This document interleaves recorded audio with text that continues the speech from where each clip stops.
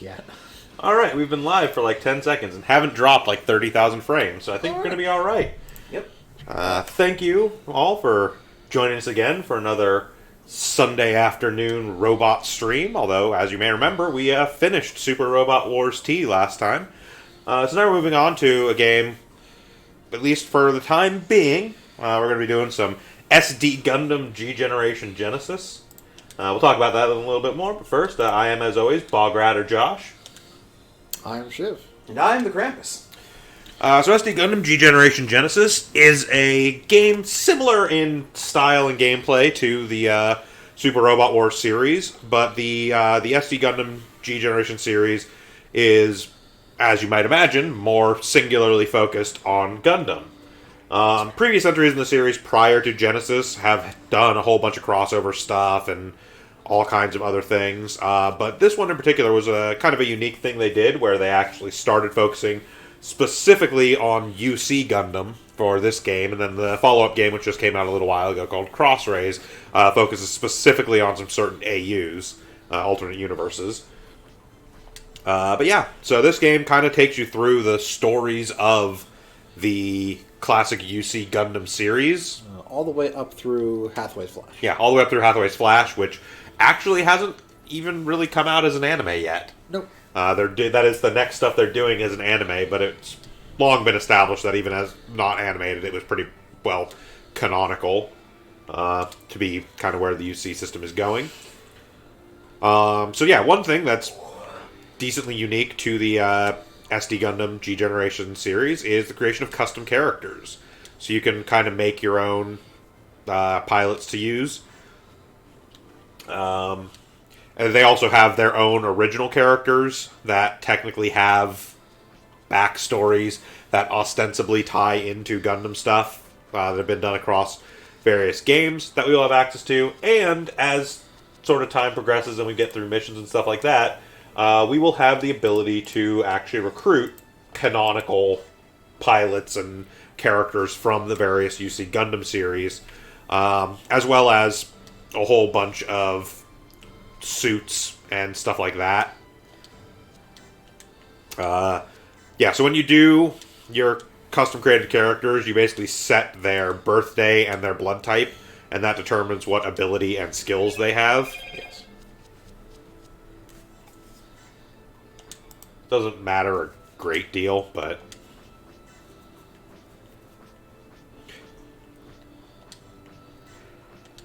you also end up with blocked out faces of characters. Some of them are generic characters. Some of them are very clearly actually characters from canonical series that they just blacked the face out of for some reason.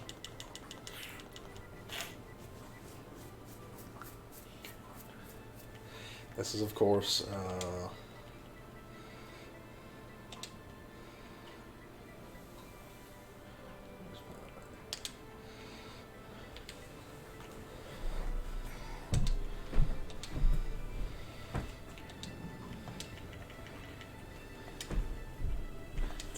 El Cajon. Yes, El Cajon.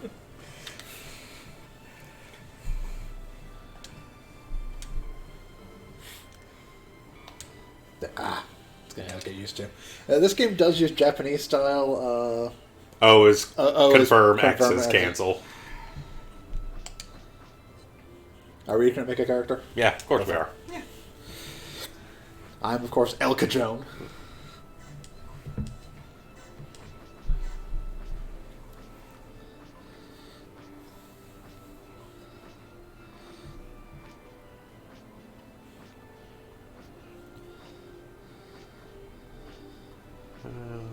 We'll go with...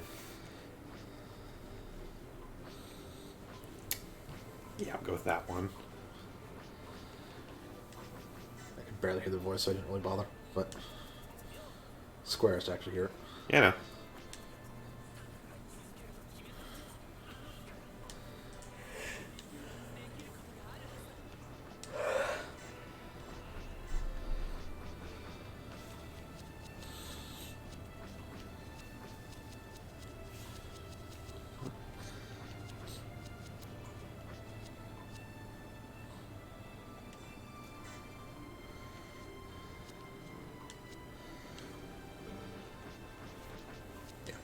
There's 10 sets of stuff you can get, depending if your character is male or female. The only actual difference between the two is females get mid-air specialization on one of theirs, and men get underwater specialization.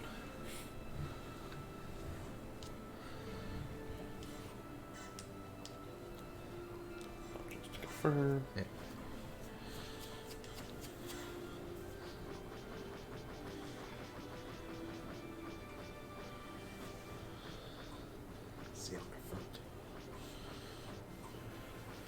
So the other thing that this game does, it goes into a lot of side story stuff. Yes. Much of this game takes place during the actual, like, original Gundam series, just all the different side stories that occurred during it. So we have Blue Destiny, we have Missing Link, we have Zeonic Front, we have...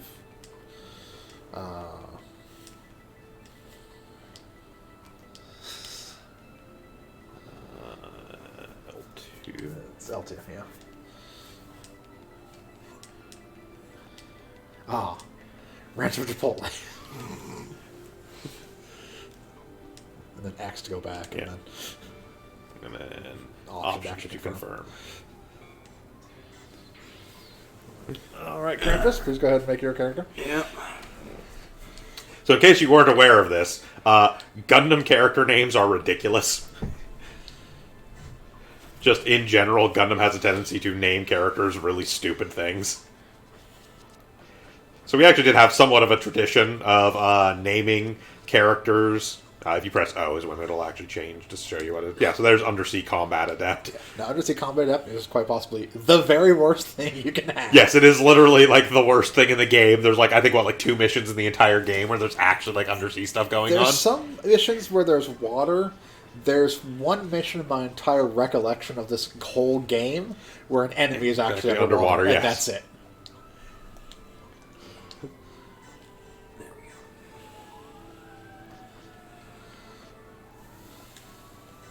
Yeah, we had a tradition for a while of naming our characters based off of hilarious GPS mispronunciations Which is where El Cajon of places in San Diego. Meanwhile, I picked up Rancho Chipotle from a discussion in another stream I was watching where they determined that Rancho Chipotle sounds like a Gundam name and, more importantly, sounds like a fake name Char would use. Absolutely fake name Char would use.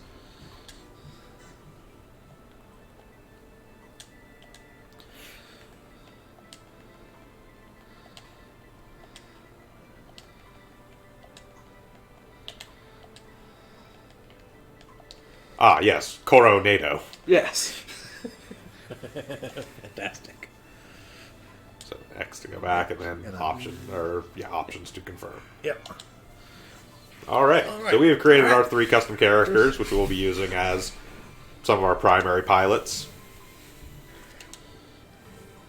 If you go to Scout Character, I think we may technically already have access to a few of them.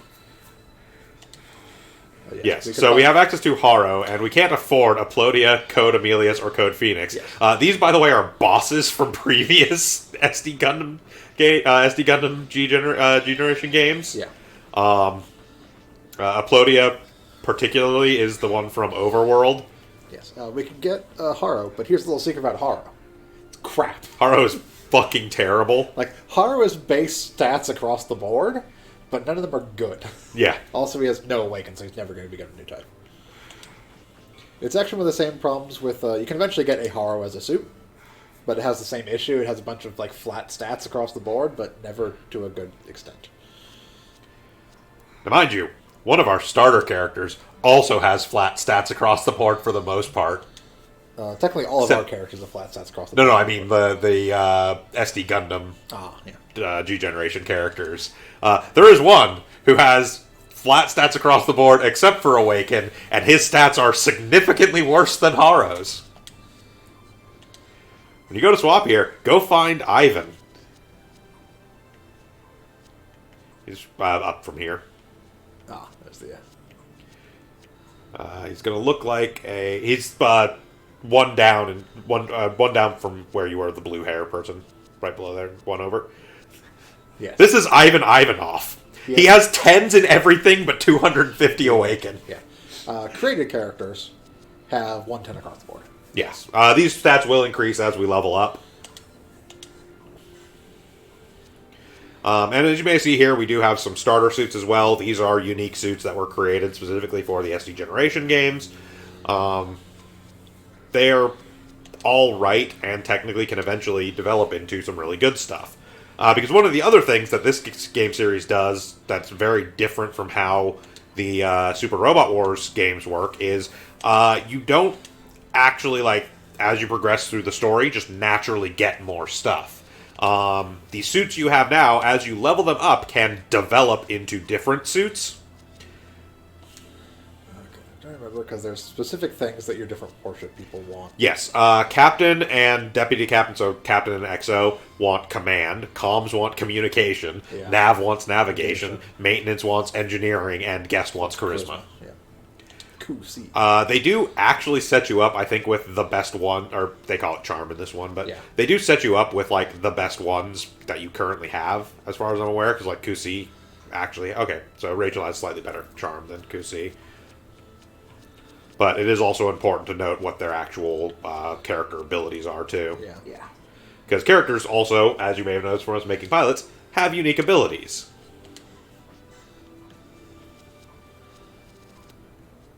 Yeah, I think if you hover over somebody and press triangle, I think you'll get to take a look at them. Yeah. So, like, K. Nimrod has mechanic sense, which I believe gives, like, a bonus to... Yeah, it gives a boost to maintenance. Yeah. Maintenance plus 10.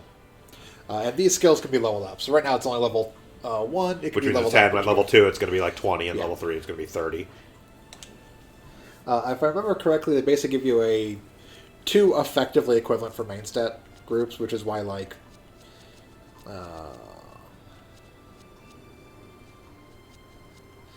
Kusi is 50 charm. 150 charm, and Rachel is also 150 charm. And vice versa. Like, right now we have him, but if we actually went to her, she's also 140. Yeah. So basically, we have a whole a second set to give the next ship we get once we get another... So basically, you can have multiple groups, but you only ever get to deploy 2 at a time, if I remember correctly. Basically. Correct. There's no mission I'm aware of that has more than 2 deployment areas. Yeah. Now, in Cross Race, there is a reason to make the other 2 groups, because there's actual, like, deployment missions. But you don't have that in this. That you just send them off. But yeah, in this one, it's just there's no reason to. Yeah. Do we have any other suits currently? Well, I mean, yes, but... No, because we've got the empty slot there. Yes, we can fill it up as well. I mean, we do have plenty we've got a ton of stuff because we've got all the DLC stuff. But I'm trying not to just use ridiculous DLC. Well, no, but I'm saying, like, I think we have, like, this Phoenix 01 as well, which is not... Yeah, that's not actually that much more powerful than the other starter stuff we have. It would be the most powerful thing we're fielding. Yeah, but it's like 20 more than the regular Phoenixes. That's not that significant a difference. Actually, if we can field, like, Gun Tank early, Zakutu, sure. Yeah. Johnny Ridden is... Wow, okay. Well, yes, those are actually technically much later storyline-wise. There's the Hot Scramble. Yes, there's the Hot Scramble Gundam. This is the best suit in the game. The Hot Scramble Gundam is the best suit in the game. It is also the classic SD Gundam, like, G-Generation suit. That was literally the like, unique suit introduced in the NES, well, Famicom version of this game from, like, Scramble Wars. So, yeah, like, that's the thing. The Phoenix 01 is actually not really out of scope with the other stuff we're fielding anyways. Yeah, 150s and 130s. It's 170. Yeah. One of the reasons I probably wouldn't do the Phoenix 01 is just because it's kind of a dead end. Fair enough. Advancement tree. But yeah, as you can see, we got a lot of stuff. So normally, if you didn't get, like, the DLC stuff for the game, you would basically have, like, those first 4 suits, the ones that are already deployed. Yes, you would only have these. You wouldn't even have the Phoenix 01, which was, like, technically the pre-order bonus. And then all these others are from having the DLC packs, which effectively came as kind of part of the pre-order bonuses. Yeah. These ones that are grayed out are large suits. Yes. There are suit sizes. Most people can only use mediums. The masters can use... other people can use larger ones. They just take up multiple slots. Yeah, they take up multiple slots, essentially. Master is basically its own slot. Yeah, Master is its own slot, and it can use basically whatever the hell it wants. Let's throw it. Yeah, let's just throw in Chars. Deploy Chars. And we're actually going to swap one of these out for the Gundam. Even though it's technically a worse suit, it has different advancement trees then. Let me see, what else do we have? Because I may not want to come off of a tornado. What do we have? Let me run through them real quick and see what we have that's like in line power-wise, because like I'm not going to throw myself into one of the stupidly broken ones. We have everything that's in line power-wise right now, unfortunately. No, because like we've got Psycho Zaku, which is actually like mobility is high, but nothing else is super, and it's also space only, which is actually terrible. Full armor Thunderbolt. We will also get more stuff very quickly. I think I'm actually going to throw myself in the full armor Thunderbolt, if that's okay. Yeah.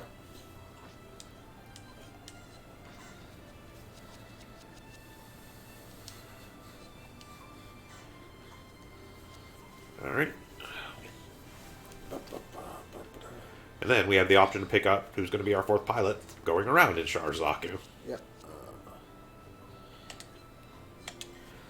So again, we have a whole bunch of... Basically, all of these characters are original characters. 50s across the board. Yeah, Yuko Otensha is the, like, special DLC character we got. I do like Goat Logan. He's usually the one that's, like, default the quote-unquote master character. He's the first one in the third row. Goat Logan. He's pretty solid. There's also Blood, who is the most evil-looking motherfucker in existence. And is literally just named Blood. It's just the funniest goddamn thing to me.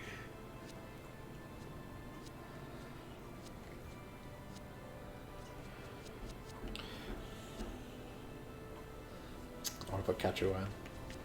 Because she's going to be good later on once you actually get suits that have Psychonga weapons. Yeah, I guess. Go for it. I mean, her combat range, melee, and reaction are awful. But when you actually get stuff, but she also has great defense. Yes, she does have really good defense and has, I think, like one of the best awakened stats in the game. Does have one of the best awakened stats. Like aside from stupidly broken canon characters. Yeah, I think like Amuro and Char have better awakened stats, but we don't have access to them yet. Okay, so we have our team. Yeah, we only have one ship right now. We also have our current ship only has one slot as well. Yeah, so you may have seen there was a second slot that was sort of grayed out, wherein you could have more pilots and suits. There are other warships you can get that have 2 slots. There's also equipment you can get to attach to a warship that adds an additional hangar bay, essentially. So it has a whole bunch of series. Yes. So there's the original 0079. There is MS Igloo, which is 2 side series off of 0079. Yep. There's 8th MS Team, which takes place during the course of the 1 Year War. There's Cross Dimension 0079, which was another video game. It was actually a Super Nintendo game, or Super Famicom game during 0079. There's Blue Destiny, where they had the worst ideas in any Gundam side story ever. Then there is Rise from the Ashes.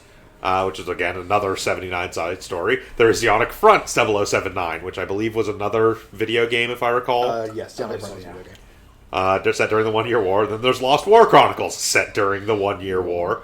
Then there is side story Space Beyond the Blaze, which is dumb, but I love it. Yes, this is where Units 4 and 5 come from. Yes. Then there's Missing Link, where they took, well, at least part of Missing Link is they took the dumbest idea in any Gundam side story from Blue Destiny and made it worse. Yeah, I love it. Then we finally make it to the end of the 1 Year War with 0080. War in the Pocket. That's when we've actually gotten to things that are actually more anime. Basically everything else we've hit up to then is either side story mangas or video games. Yes. With the exception of Igloo, which was like animated shorts. Yeah. Then we have Battlefield Record 81, which is odd. We'll talk more about these series as we kind of get to these missions. Stardust Memory, which was the next actual OVA in 83. Zeta Gundam, A New Translation, which is actually the movie recompilation of Zeta. So this game, while it has suits that are unique to the TV show, for the actual storyline, it just uses the movie storyline for that. Then we've got Double Zeta. Into Char's Counterattack. So you may notice there weren't really any side stories for like Zeta, Double Zeta. This is all like side stories. Zeta and Double Zeta, or just Zeta and Double Zeta. I mean, there are side stories for Zeta and Double Zeta. There's not nearly as much side story content for them as there is for 1 Year War era, and they do include suits from some of the side story stuff for like Zeta, Double Zeta, and Char's Counterattack, but they don't actually include the scenarios because honestly, most of them were very short, very brief. They would be like 1 or 2 missions at most, so it wouldn't even really be worth it. Yeah. So then we get to CCA, which is sort of for a long time was kind of chronologically it's the end of that sort of arc that started with the original Gundam and was sort of the logical conclusion of it. This also, even though it's CCI, it also has... Children. Yeah, Beltorchko's Children / God, what's the other name for it? Whatever. It's got the alternate stuff. It's got the Nightingale and the Hainu as well. And then they had Unicorn, which kind of was created somewhat as a gap fill to explain a lot of storyline stuff that happened between Char's Counterattack and the stuff that comes later, you see, which was like F91, Victory, all that, and Hathaway's Flash in particular, because, here they call it Brilliant Hathaway, but it's commonly known as Hathaway's Flash. Because there's a lot of shit that happened in the, 15 to 20 years. Yeah. And Unicorn tries to help make sense of it, but then raises more questions than it answers. Yeah, stuff happens. Unicorns, wizards. But let's skip on all the way back. So technically, you can start anywhere you want in this game. Yes. And it is really funny. If you want to go super easy mode, you go in and do 1 or 2 missions in Unicorn or Hathaway's Flash, get stupidly powerful suits. Not so much Hathaway's Flash, because a lot of Hathaway's Flash missions have they're a lot of grunts. Sorts of stuff. Yeah, they're all grunts and stuff too. But you go into do the first Unicorn mission, get some of even the grunt units from Unicorn era, take them back to the 1 Year War, and they have 2 to 2.5 times the stats of anything else on the field. If you have a Gym 3... or a Gyaradoga or a Jigen, yeah, they will just humiliate the entirety of the 1 Year War. So that's why we're trying to avoid doing that and use suits, at least starting-wise, we're going to use suits at a contingent power level. So the way we get new suits in this game is either by capturing them on the battlefield, or as you level up your suits, you can basically develop them into new suits. So we're going to start from a base level where it has kind of equal level. We're actually a little bit more powerful even with the starter suits, because most of the stuff around here has stats capping at about 100, and ours are just slightly above 100. The difference of 20 to 30 doesn't make as huge a difference as it could, but... so every scenario will tell you where it's set. So sometimes there'll be space, air, surface, ground. This is important. You cannot send a space-only suit onto a ground mission. Unless you have special parts or special items that allow you to do so. Yes. You can send most non-space units into space by throwing them on a... SRS. SRS. As long as it's a space-capable SRS. Same thing with mid-air. There are some units that are ground or space only, but don't actually have mid-air capability. You can make them You put them on gliders, essentially. Yep. So this is kind of where it all begins. Technically, there's the origin before this, but this game came out while the origin was still effectively being made, so while we do have actual suits from the origin in here due to DLC stuff, the base game itself doesn't really touch on the origin. Correct. And also the origin at most takes place... Well, okay, aside from the flashback Char backstory stuff, the mainstay of Mobile Suit Gundam, the origin, the actual manga, starts off a few months before the original 0079, and then leads through essentially a retelling of the events of 0079 with a little bit more sensible progression. Yes. And less Monster of the Week bullshit. And then goes into a whole flashback arc that goes back decades to, Char as a child and all that shit.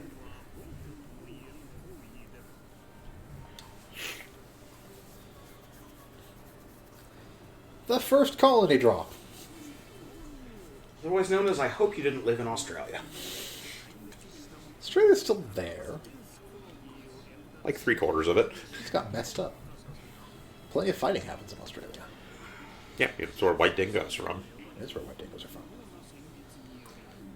But yes, Operation British did make a crater roughly a quarter of the northeastern corner of Australia basically got obliterated. Yeah. And then you wait a little while and hope you don't live in Dublin.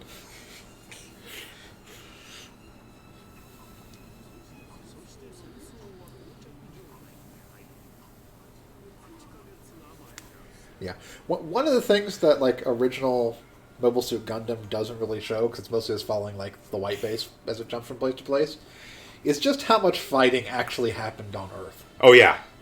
That's actually what a lot of the side stories go into. A lot of them are actually set Earthside during periods when the original series was dealing with stuff in space, around, like, Luna 2 or even just stuff. or they're off like Jaburo, or we're going to Jaburo, but what's happening in the U.S.? Like, here's happening at California base. And... Yeah. Well, now, mind you, in the origin, they actually go to Los Angeles. All the stuff that takes place in Nuyaku in the original 079 is actually reframed to be in Los Angeles in the origin. I mean, the side stories have, like, battles in Africa and throughout Europe, and basically the entirety of the Earth was a war zone at that point. But if you just see MSG or Mobile Suit Gundam and nothing else, it's a very focused view on a single thing happening, not the fact that basically the entirety of the Earth was a theater of war. Yep. So a lot of the missions start out with stuff like this, where you end up kind of having a event that occurs in the actual series. And every scenario has special conditions that are called historic moments. That is essentially, you have to recreate the event as it actually happened in the series or the story that you're playing through. And if you do, it triggers special things to happen and gets you access to special suits and things like that. It'll usually trigger a extra unit showing up on the field. That are generally more powerful than the other units that are there. Yes. And if you defeat the ace of that particular unit, you can then capture the other suits that appeared with it. Additionally, if there are enemy battleships on the field, if you destroy a battleship, you can capture any units that came from that battleship. Yeah, that were associated with that battleship. And yes, Mobile Suit Gundam 0079 begins with Amuro being late for school. Effectively. And by school, I mean, get the fuck out, Jesus Christ, there's mobile suits attacking. No. I just told you, I didn't hear.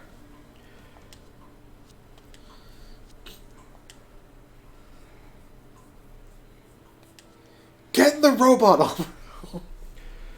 on. So something that doesn't get, like, really touched on in the series directly, but later fan analysis has given a lot of thought to, and it's a lot of really well thought out argument, is that Amuro Ray most likely is somewhere on the autistic spectrum. Just because of, like, the way he behaves, the way he reacts to situations, the way he deals with other people. He shows a lot of telltale signs of it.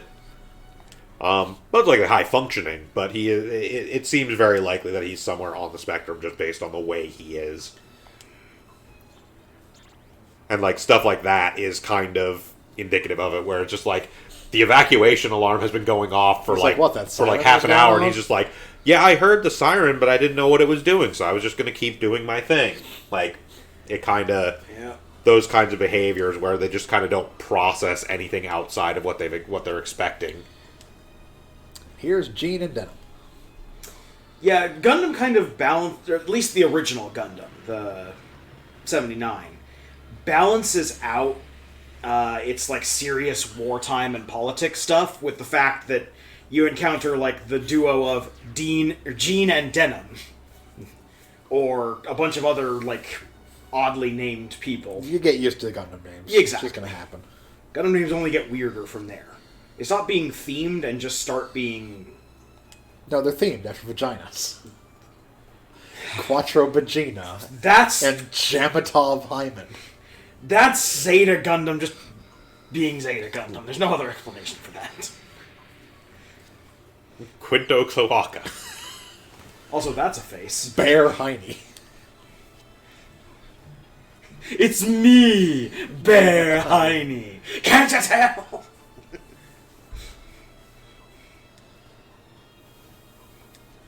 He was not right behind her.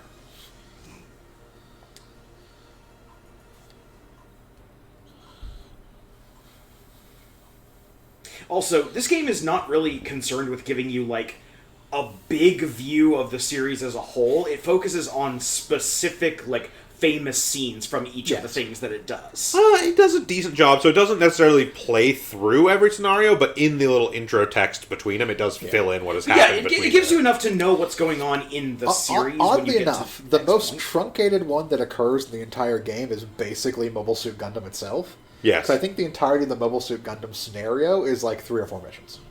Yeah, it's pretty short. Yeah. Compared to the amount of content that actually appears. Like, there's more in some of these more missions that take place in some of the side missions than do in the Mobile Suit Gundam. Yeah. Well, part of that is also just, in general, like, the side missions get less condensed because a lot of them are, again, very short, like mangas, or they were like the plot of, like, a video game in an early video game era, where they didn't really have a lot of plot or story to them. So... I think 8th MS Team jumps from the first fight to the last one, or something like that. 8th MS Team, I think, is 3 or 4 missions. I think it's only 3. It's... Yeah. I think it has a fairly standard fight, then it has the best fight in... Yes. You reenact Mobile the best Suit fight Gundam. in Mobile Suit Gundam. Then it has the Absolus. Yeah.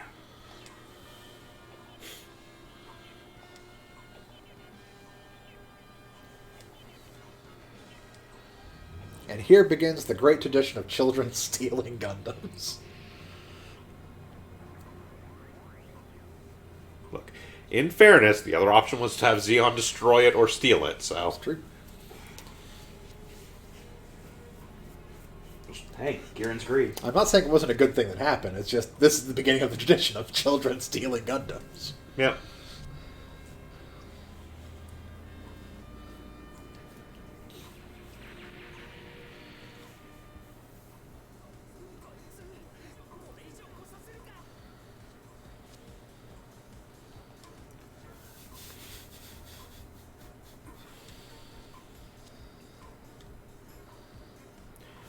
Okay, so now we actually have the start of the mission. And as I said, a lot of scenarios have sort of a prologue thing, where it's like, you don't have our units yet, we don't get to deploy just yet. So right now, all we have is Amuro. Yes. And you see here, challenge conditions, can Amuro destroy Denim with his beam saber? Because again, that's what happened in the actual series. And so if we repeat that, it'll do like historic moment, and it'll have a special little cutscene that plays. Yep. You'll see in just a moment. Attack. Beam Saber.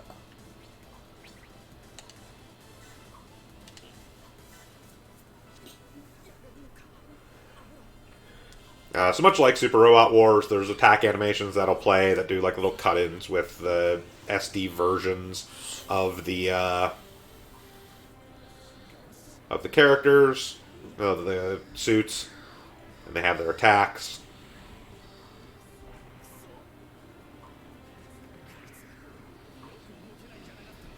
Now, what's impressive about the SD Gundam series is that in Super Robot Wars, it's all sprite work. So you've mostly just got a bunch of sprite animations. They fully 3D model in most of the later G-Gen. Yeah, most of the recent G-Gen games are all fully modeled. I mean, they moved to full models, I want to say sometime around the PS2 era. Yeah. I think the PS1 games were still using sprites, but... Yeah, so when enemies attack, you get reactions. Basically, counter, defend, evade. You've seen all this from... Yeah, this is literally the same as Super Robot Wars. We just never really talked about it too much, because it mostly kind of auto-handled it. In this, it doesn't actually automatically assume. It does ask you every time. Well, because unlike there's actual like consequences for each of them. Yeah. And unlike that game, energy is an actual concern in this game. Yes. Yes. Nothing uses ammo in this game. All attacks are energy-based, and you will. You don't restore energy nearly. There are not nearly as many units that have inherent energy restoration. There is an item you can get eventually that gives you inherent energy restoration, but even then, there's a lot more actually going back to your ship in this game, because going back to your ship is an energy refill. And it's also how you heal. You don't have people just popping off like, oh, I'll just throw 3,000 hit points on people from across the battlefield. Yeah. You do have skills, but every skill is basically a one use per map. And they're also not Yeah, they're not big. they're not as stupidly broken as the stuff in Super Yes. Robot Wars. Like, you're they're not usually like doubling a your damage on... sometimes they're like a plus 10% accuracy, or Yeah. like, oh, here's like, I think there's like one skill that's like, here's 30 energy, which is sometimes enough for like 1 or 2 attacks.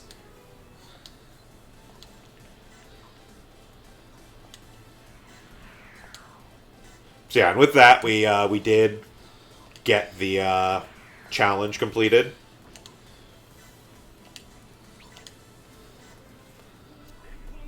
Or no, actually it's Denim we have to defeat with the Beam Saber, not Jean. So we still are waiting on the historic moment. Yep, it'll pop up. Yeah. Start moving.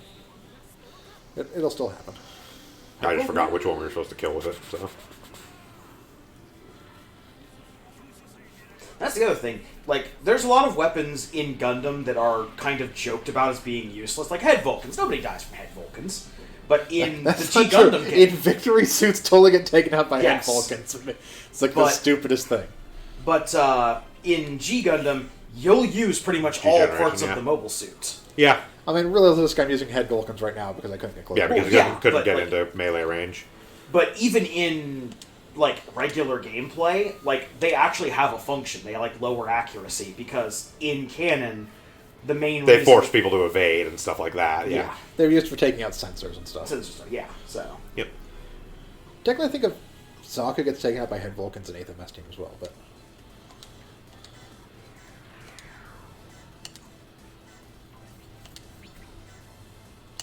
since it's a historic moment, we might as well show.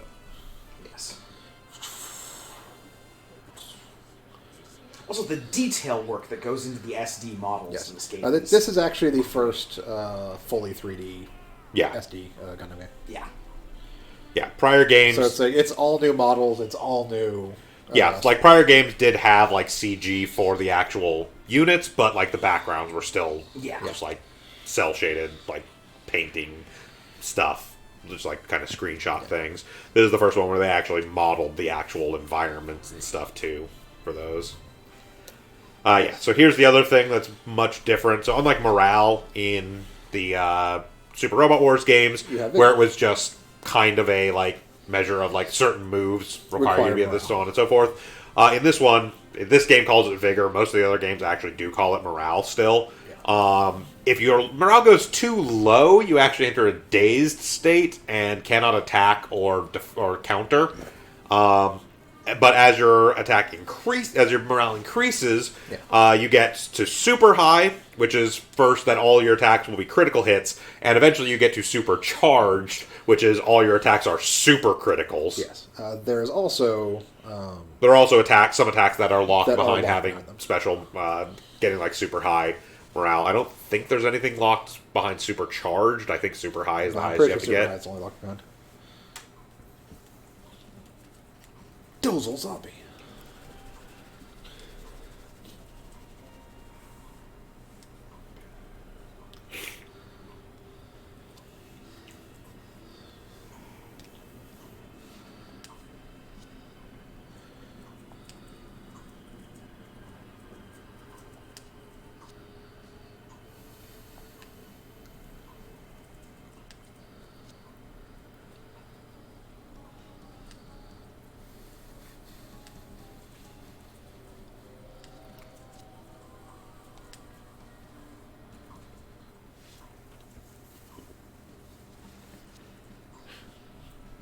Paolo Cassius. Yes, Captain Cassius. Very quickly written out of the series. Uh-huh. Bright Noah, however, never written out of the series. He takes place in every mainline series up until Unicorn, because he's not in Unicorn. I don't think. He's in Unicorn. He's in Unicorn too, and then he's obviously in Hatchet. Yeah, he's in Unicorn, basically telling Benager that the That's Beast Foundation are a bunch of assholes. It's been a while since I remember the Unicorn plot stuff. Yeah, no, he's absolutely in Unicorn. Yeah. So he is in every main Gundam series up through Hathaway's Flash. Yes, he does not show up necessarily in all the OVAs because he's not in like Stardust Memory and In every War in main Pocket series. and all that. But yeah, he is straight up in everything tied to the sort of Char Amuro face down, which does include Unicorn because that is more of the resolution of that. Yes, and then obviously Hathaway's Flash, because Hathaway's his kid.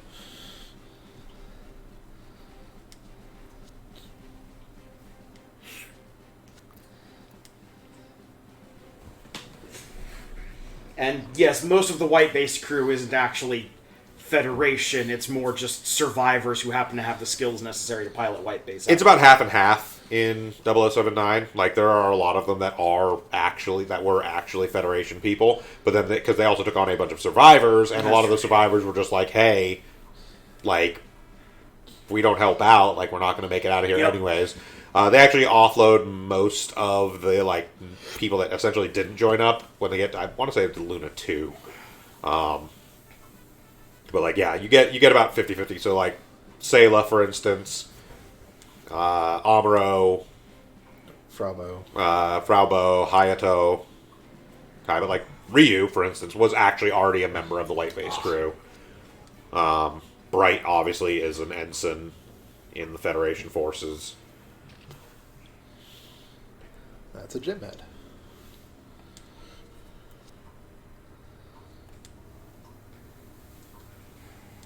I think actually particularly that would be like a gun Oh, cannon? no, that's probably a gun cannon. Because gyms don't actually exist yet. Yeah, that's true. And the way the gun cannons get destroyed at the start. Yeah. Yeah, because that would be one of the Project V suits, which would make it essentially either a gun cannon, a gun tank, or a Gundam, but we know none of the Gundams actually get destroyed here. Yes. 1,700 Gundams they make. Well, okay, specifically Project V made 3, but... Then they made a lot more. Well, yes, but those aren't Project V suits. No. Those are all their own horse shit. And technically, all 3 of the Project V suits are the same model. They're all the 78s. They are all effectively the same thing as the one that Mamoru pilots, the 78 too. All the other ones, Third Gundam and all that and so on, are non-Project V. Yeah. Or, technically they're all based off of the Project V data, but they're not the ones that... They weren't they're not the ones that specifically as part of Tenrei was working on. Yeah. They eventually made a bazillion Gundams, but... Well, some of them were being made at this same time. It was just essentially a distributed project. Tenrei was, like, the lead on Project V, essentially. So, like, this was considered, like, the main one. But, like, all the Gundams that were being developed during the One Year War... Most of the Gundams that were being developed during the One Year War were technically under the umbrella of Project V. It's just that, specifically, the 3 that were being worked on at Side 7 were considered, like, the main Gundams. Even if, in the long run, they were some of the weakest. I mean, they did good for the start. They obviously replaced by better versions later on, but...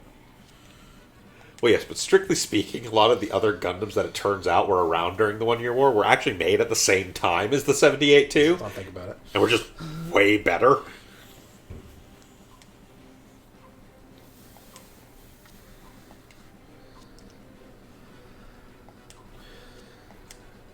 Shut up, Bright. Let the kid pilot the Gundam. Yeah. There's Captain Cassius being like, I don't see fucking Ryu's ass out there getting in the thing. You're not wrong.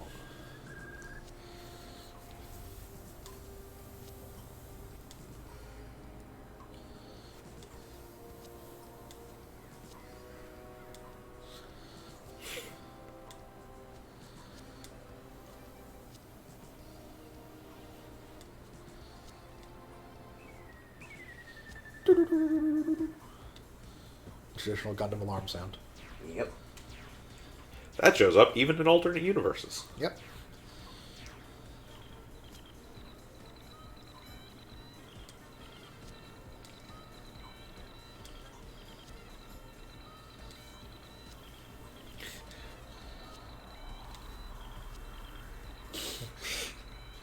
I'm a pilot cadet. Okay.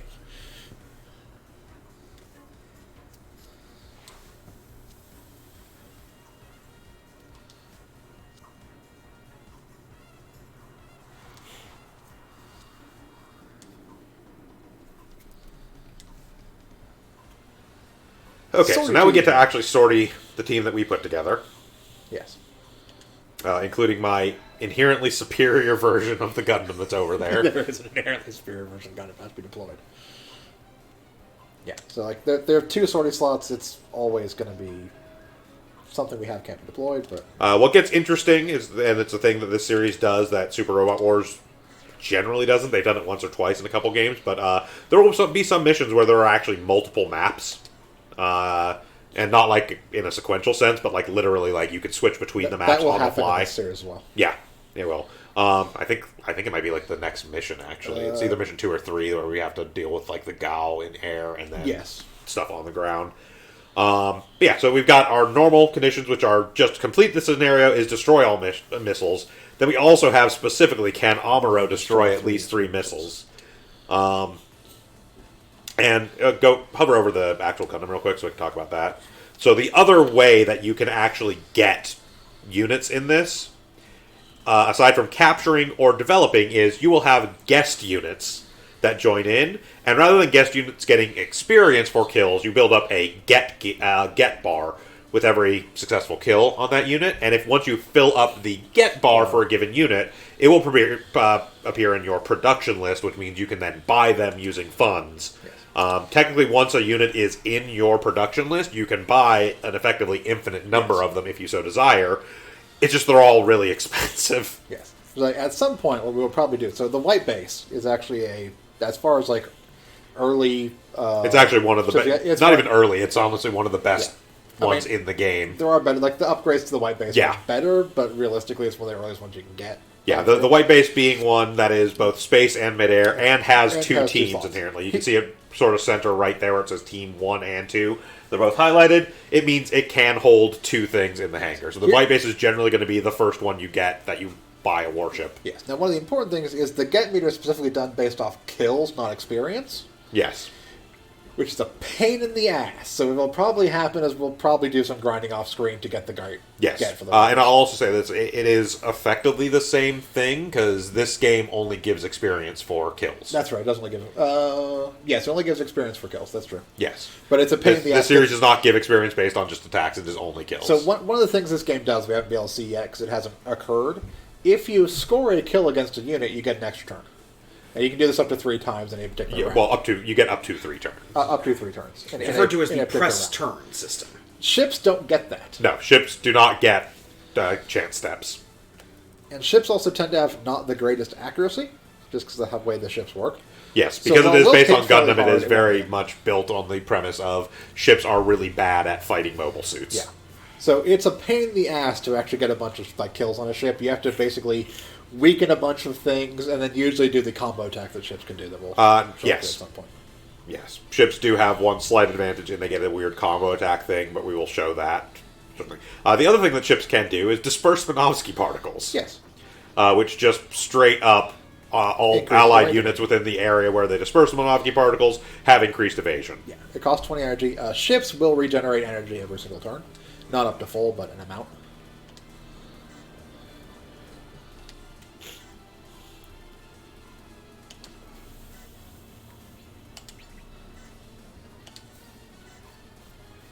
Also, missiles aren't units. They don't have actual... Yes, there are quite a number of things in the game where you won't actually have the option to show the attack animations, solely due to... we want to target a different one just so we can leave 3 for Amuro to destroy, basically. There's a number of units in the game you won't be able to see attack animations for because they don't really have the 3D CG models to do it, so they just kind of let it do its thing, and you just do the summary attacks, essentially.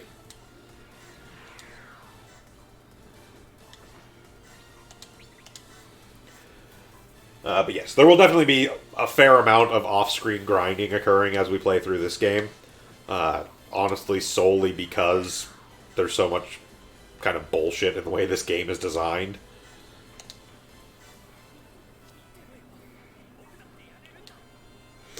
Is Crossrays better or same levels of BS? Crossrays literally uses the same engine. Okay. Yeah, so this talks about the get gauge. The only thing that I've noticed that Crossrays improves in... Chance stab. Yes. So here you go. Destroying an enemy or your chance step allows you to perform an extra action with any one of your units. Maximum number of chance steps usable in a single turn is 2. Make sure to keep a mental note of how many of these chance steps you have left. So basically you can get up to 3 actions on a single unit in a turn. However, do keep in mind, again, your energy doesn't restore between these actions. Nope. So if you're using high energy attacks, you will run out of energy before you run out of actions in a turn. Yeah. But yeah, as far as Crossrays goes, the only thing Crossways-wise that's kind of more beneficial in that regard is that the scenarios, I've noticed, tend to give better rewards money-wise, so it's easier to pick up stuff off your production lists. Okay. And also, Crossrays has a system that are like deployment missions. Oh yeah, that's another very important thing that you may have noticed there, is that different units do actually have different sizes and take up different space on the battlefield. If you cannot move a unit physically into the space it occupies, you can't move it there. Unlike Super Robot Wars, where even the warships basically took up a single square, Yes. this actually has battlefield spacing, and there are some mobile suits that are larger than usual that take up multiple Yes. squares. Large suits are large. They usually take up like a 3x3. Well, it depends on their some actual take up build. bigger. Some of them are thin but long. and Yeah. so- Ships will depend on their size, but they're always going to be larger. Another thing we haven't seen yet, but it'll come up once we actually fight other ships. Ships also have a weak point. Yes, that they if have you a attack that pinpoint weak attack point- if you attack with any sort of unit. You can't do it with other warships. Yeah, warships don't pin, but mobile But suits. any sort of mobile suit or other unit, because there's obviously stuff like the core fighters and things like that, can do pinpoint attacks, which do a ton more damage. Yeah, group attack is another thing that warships can do. If it has something in range, I would show it. But basically, when you do a group attack, you'll pick an enemy unit. You'll select, and basically, depending on how many of the units that come from that warship are in its command zone, they'll all contribute damage. They all do a combo attack. This is actually the primary way you get kills on a warship, because any kills that come from a group attack do count for the warship. Yes. The other important thing also is a range 10 weapon. Yes. But nothing's in range. No. The other thing that's important to note about the warship attack is that the damage value it shows is a true damage value. Yes, that is not modified by defense or anything like that. Additionally, the same is true for map attacks in this game, which, yes, this game, just like Super Robot Wars, has map attacks. Except in this game, they're actually good. Because, first of all, they all inherently have friendly fire turned off. Yes. And secondly, they all do, absolute damage. Whatever the damage number on there is what will happen to everything in the field of that map attack. That's the gun cannon. You have to put it on that. Yeah, you have to Yeah. just put it on a SFS. Sure. Yeah. But anyways, what the other thing I was saying about Crossrays is the other thing that works to great benefit in that regard. Oh, it's not.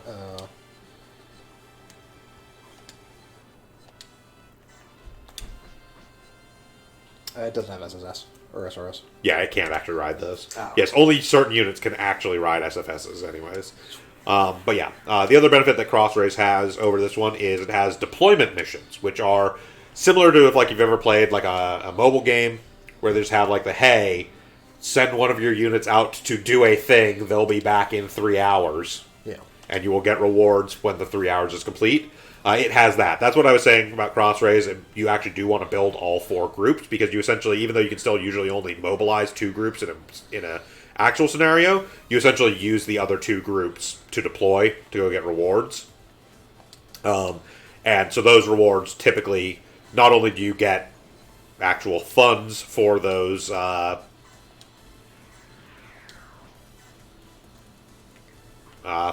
deployment missions, you can also get parts, you can get suits, you can get pilots for some of them. Okay. But yes, actual mechanics-wise, it is essentially identical to this. It's just using AU stuff rather than UC.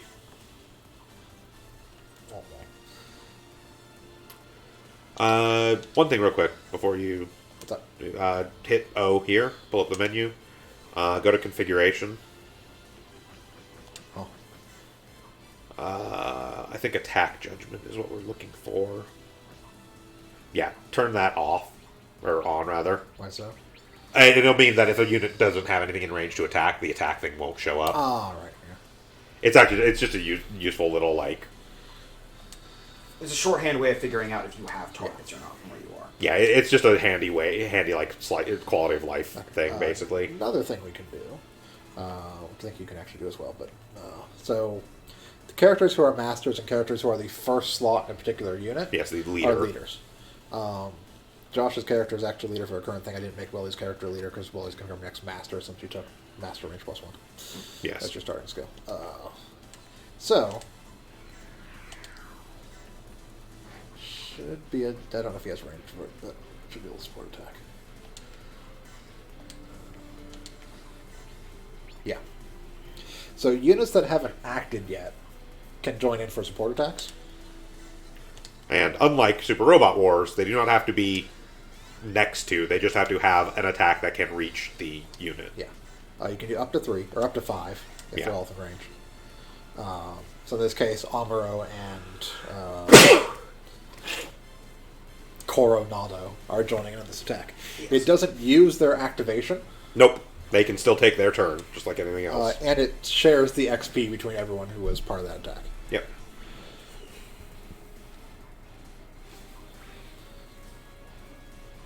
So this is actually another good way to, if you get like a new unit or the new character that you want to level up, it's usually a good thing to have them just kind of palling around with somebody. Because the other thing about it is the people that support attack are in no actual danger. They will not take any counterattack damage or anything like that. That will only ever go after the primary attacker. Yep. So you can have like, one of your characters you've been using the whole time, and one of the units that's like super powerful, do the primary attack, have your other dude do the support attack, and get the experience off of it. Yep.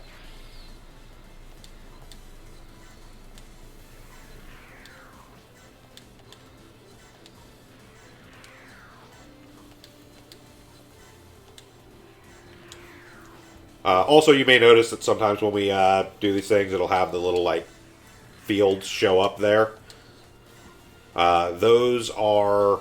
Yeah, so that is the command field for that particular ship. Yeah. It affects how it can do group attacks and all that kind of stuff. And unlike Super Robot Wars, where it's primarily a warship thing, leaders and masters also have their own. Yes, so that's Rancho Chipotle. Rancho Chipotle's leader range. That is El Cajone's master range. And it works very similar to how the command skill worked in Super Robot Wars, where as long as units of that person's team are within that range, they'll get boosts to certain stats and support attacks and stuff like that. Leaders can do support attacks with other people in their particular group. Masters can do support attacks with everyone from that particular ship. And ships can do group attacks with everyone from that ship. Group. Yeah.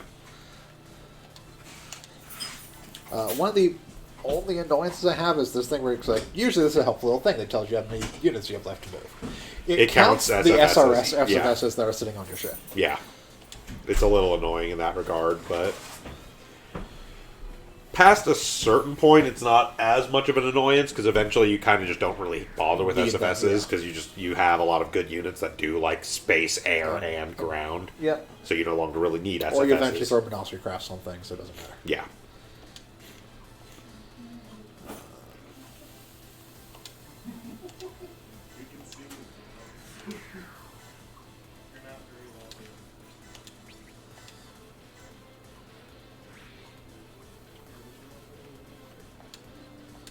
We are purposely going to try and use the Gundam to kill things, just so we can be able to get gauge.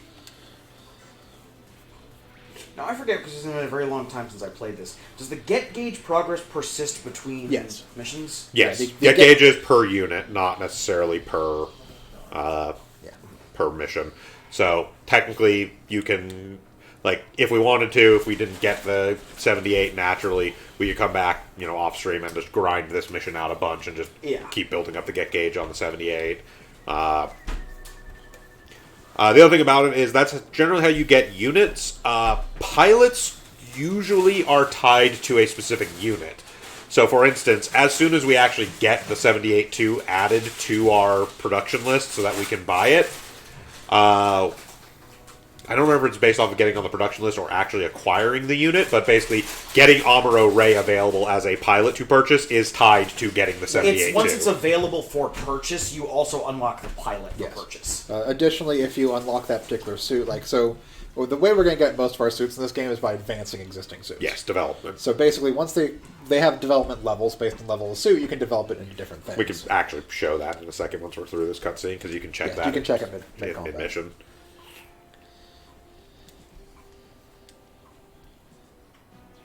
Sure as. I heard he a bitch and his dick tiny. Amuro, is this true?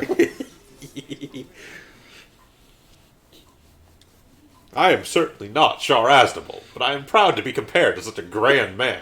I've heard he's an amazing pilot. Okay.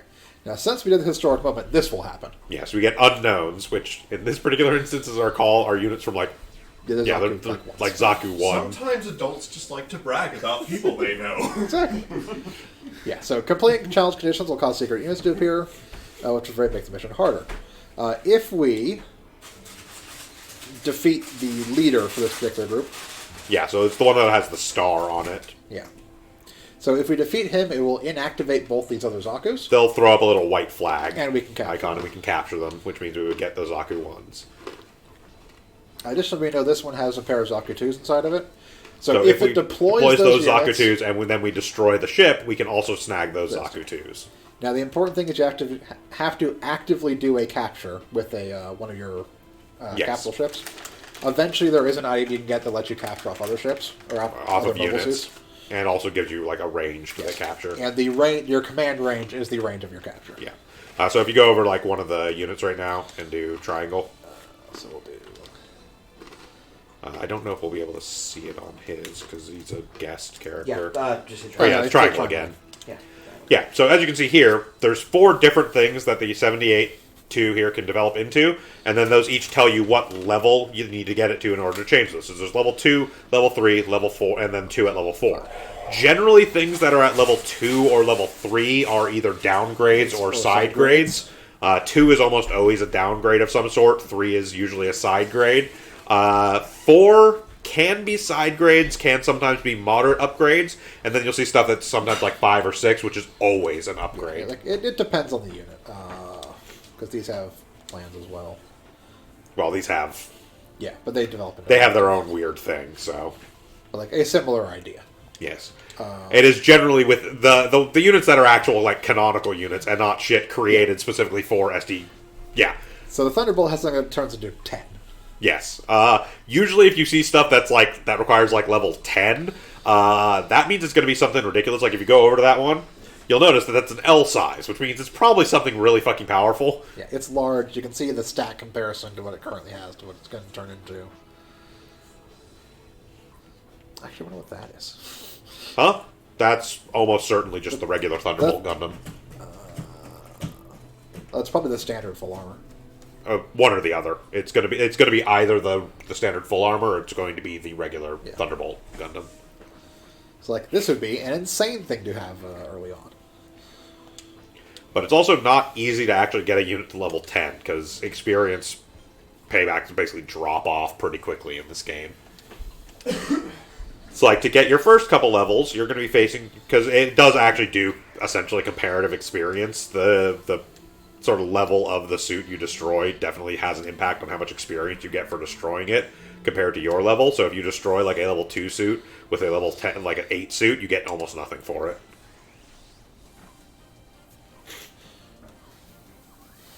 Whee!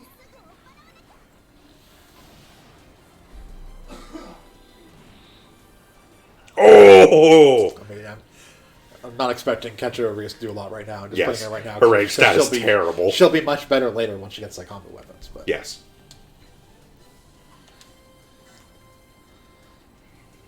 I think I have figure.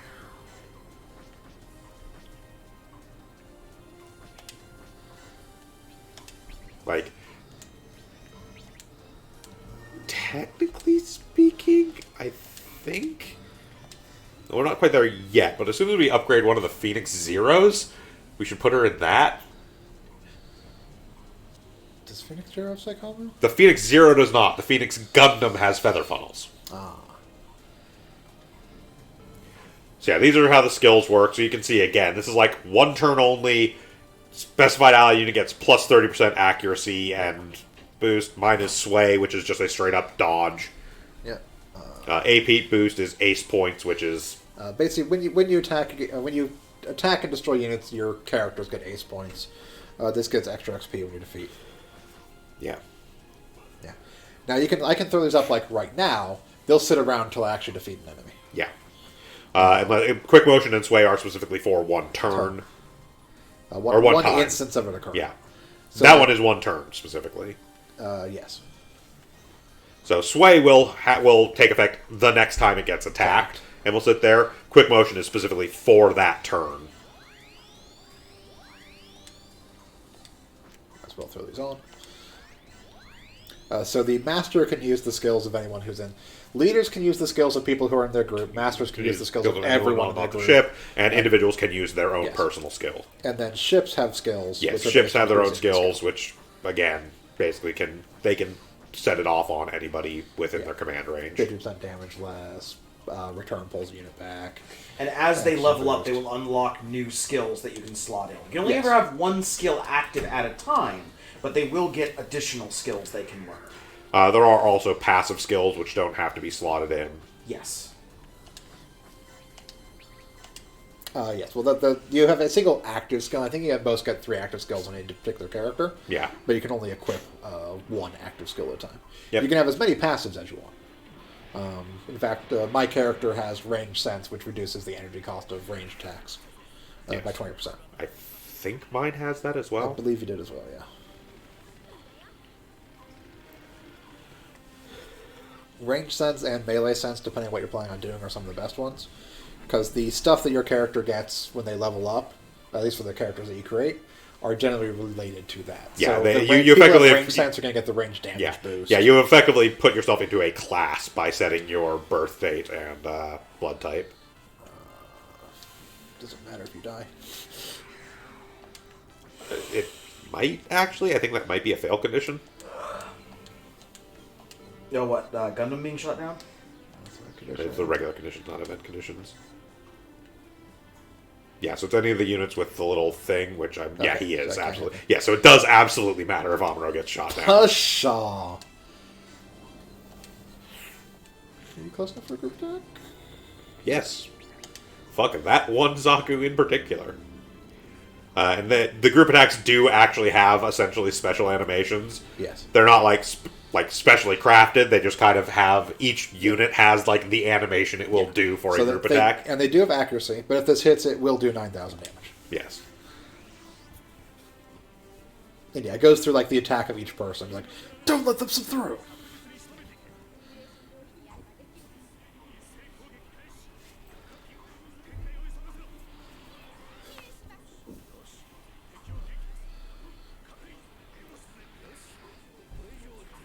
Notably, one of the things that does happen is there are some groups where like will actually interact like this if it is actually something that would normally be the case. So like in this instance, a lot of times if you use units that are actually associated with white base, it will actually have them all kind of on screen at the same time. Oh, it did slightly less than natural.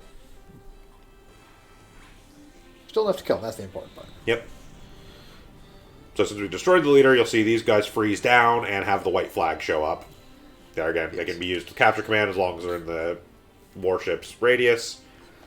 It is important to note, as you can see here, even inactive warships can, in fact, use capture. They can also, I believe, disperse, even if they've already acted that turn. Yes, they can.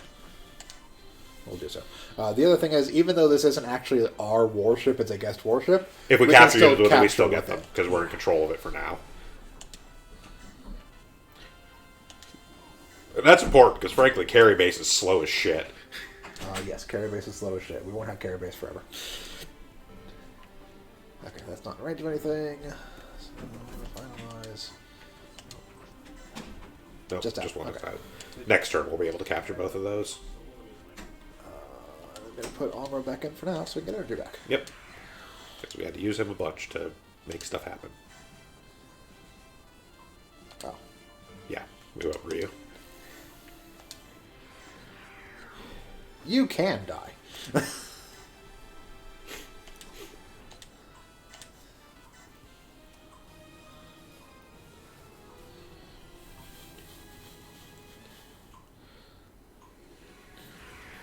We could technically try and specifically farm out kills to get the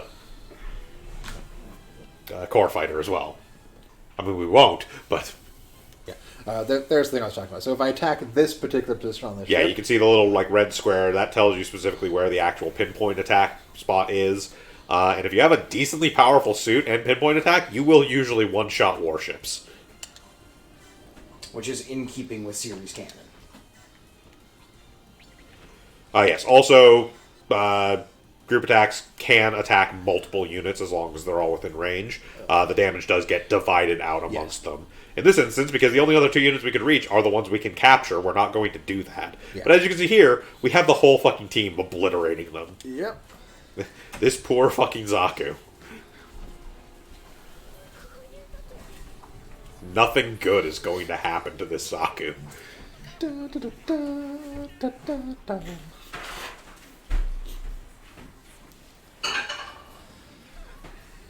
Ship looks like a modified Salamis. Oh, what, the carry base? Yeah. So the actual design of the carry base, the origin of it, is actually somewhat interesting. It is technically a ship from another Tomino series, redesigned in a Gundam style. It is actually based off of the Iron Gear from Zabungle. Okay. Oh, that ship? Yeah. Yeah. That is, actually, no, that is specifically, not a Salamis, but, that's the, Char's counterattack era, not the Raw Kylum, or, no, it's something like, it's a Cloth class. That's Yeah, it. but this But one it in is particular, done in the colors yeah, the of- colors and all that is done specifically to look like Iron Gear from But yes. Zabungle. Yes, the Zabungle. first game that carry base showed up in, they jokingly referenced that. Yeah, if I use capture. If I know on, my Gundam, though, that is a carry Cloth base. class vessel. Which is just basically a mini Raw Kylum. Essentially. They were deployed at the same time.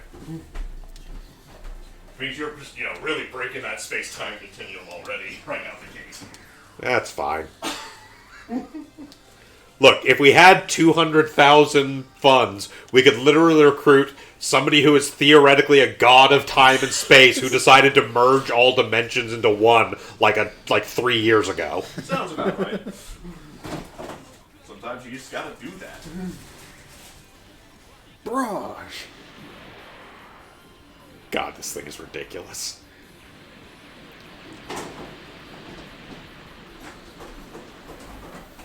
Oh. Yes, it can, in fact, if I was in super high, I will one-shot these things on that thing. Again, it's not actually significantly more powerful than the rest of the units we have fielded right now. I think it has a lot more HP, but that's about it. No, not even that much. It's got basically 1 or 2 hits more than the Phoenix Zero. Here you go, then. It really is just the actual attack designs on it are stupid.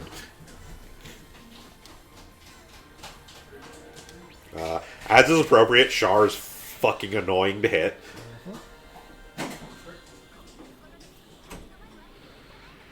Missiles.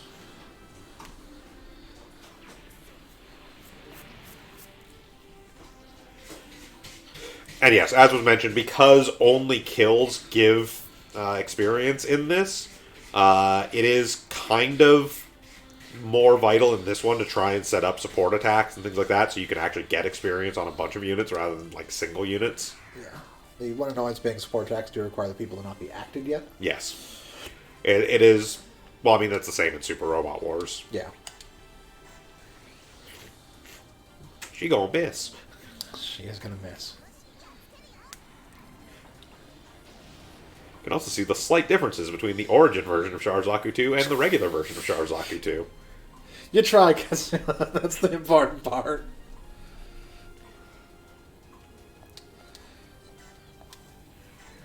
To explain, by the way, the what Shiv keeps talking about in regards to that character, the reason we are fielding her is because she has an insanely astronomical awaken stat, which is specifically the stat in this game, Used which ties for to combo new weapons. type. Yeah. And so there are certain weapons in the game that's specifically built based off, like, all the stuff. Rather than being based off of ranged or melee stats, they are literally entirely based off of the Awaken stat for, like, their hit percentages and the damage they do. And Psychono weapons, have increased damage the higher your Awaken is, and increased range the higher your Awaken is. Yeah. So we literally have her fielded right now just to kind of have her out there, and then as soon as we get anything that has any sort of actual Psychomu weapon on it, we're putting her in there, and she's never leaving it. Yep. And she will very quickly become one of our best units. Oh, I forgot to send armor back out. Oh, well. It's fine. You can sortie afterwards. Yeah. Like, you won't This get is the, not part of the you won't get the group group attack, but whatever. This is... Oh, it did get the kill, actually. Oh. Well, whatever. Well, that's fine. Get Gauge. Yep. Yep. Well done, Bright. It's actually mildly annoying, because now I think about it, I didn't actually want to kill him yet. Because one thing is, so units that can be captured aren't treated as active units anymore. Yeah. So we can't actually capture anything from that battleship anymore. So in order to capture the units that come from this battleship, we'd have to take out the battleship while they're on the field. Yeah. But when the battleship gets destroyed, they become capturable units. They're no longer active in the mission land. Oh, that's true. Yeah. So we don't get those Zakutus. Oh, well. Like, we're not going to be doing these missions again off-stream. Pinpoint attacks. Yeah, pinpoint attacks. Raised attack strength deals heavy damage.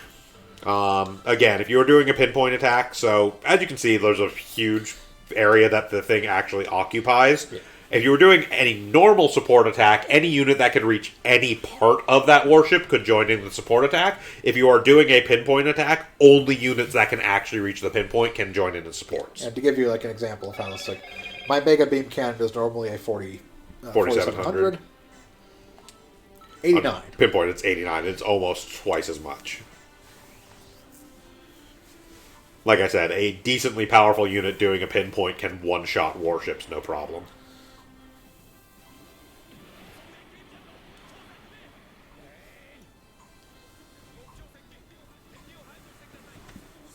Yeah, like that was nearly half that thing's 2100 health. Yeah. So the other thing is, even though the numbers on warship attacks don't look that huge, warships tend to have massive attack stats. Well, not only that, but it's also because there is a different size. Just like in Super Robot Wars, size actually does play a factor in it, and larger units do tend to do more damage to smaller units, and basically warships are by default at minimum large. Most of them are XL, and some of them are XXL.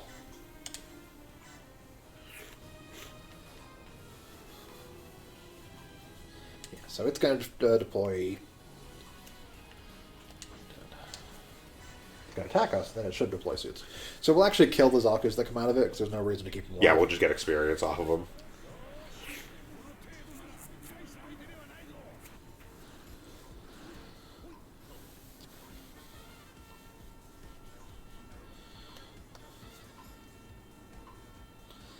And yes, generally, if a warship has units on it, it will not actually deploy those units until the warship has been attacked, or you get close enough within range. A lot of them are actually not until it gets attacked. Some of them will throw units up beforehand on certain missions, but for the most part. Coronado, I'm going to need to get hit less. Clearly asleep the controls. It is also important to note, you can absolutely lose units in this game. Yes. You won't lose pilots, but you will lose units that get destroyed. Yeah, and they'll say like, "Oh," but something besides saying, "Uh-oh." Yeah, when they go into danger mode, they will have the little sparks forming around them, and they will have a little quote to let you know, like, "Hey, I'm in deep shit." But yeah, like if a unit gets destroyed in a combat, it is gone.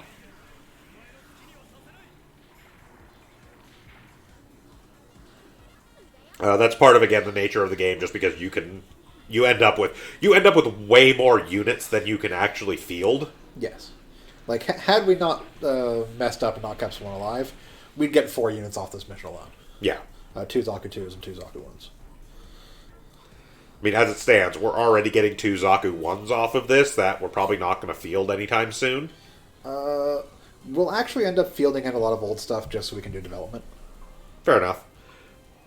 There is another thing in the development range as well that's called design, which is where you like rub two suits together and it gives you an idea for another suit. Yes.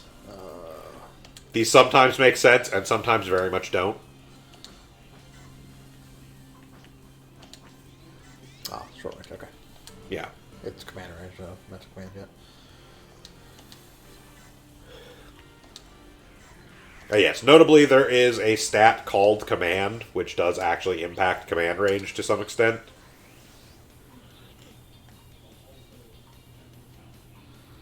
It's not a huge factor in it, but it does have some factor. If you have a really high command, you'll get a couple extra spaces. But as was established, all of our created characters have like 110 in all stats. Yeah. Means that while they start out not great at any particular thing, Eventually, they're insane. eventually their stats are very good. Also, since you're generally going to be using your created characters throughout the entirety of the game, Yeah. their stats are just absurd at a certain point.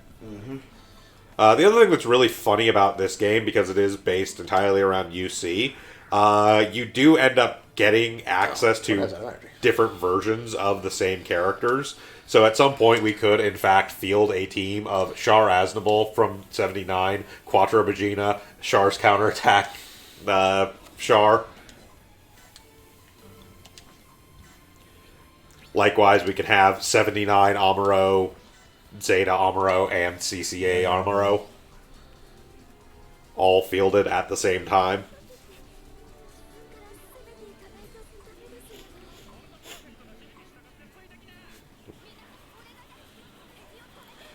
Becomes even funnier in Cross Rays, where there's like 6 versions of Setsuna FCA.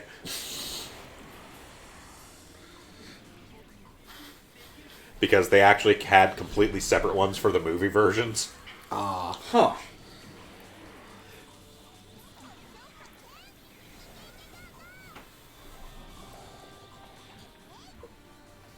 She helped. That's a lot of fire to miss. Okay, we did hit it. Yeah. There's also like 3 or 4 versions of each of the Gundam Wing pilots in Cross Rays. Because there's like their regular versions, there's like their Endless Waltz versions, and then some of them have Battlefield of the Losers versions.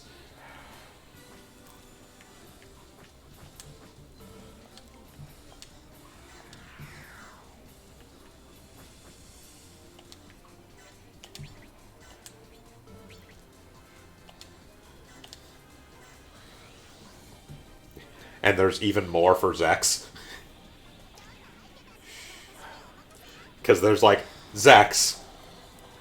There's 2 different versions of Milliarda Peacecraft. And there's Preventer Wind. Oh, she tried. She hit. She just didn't kill. Yeah, it happens.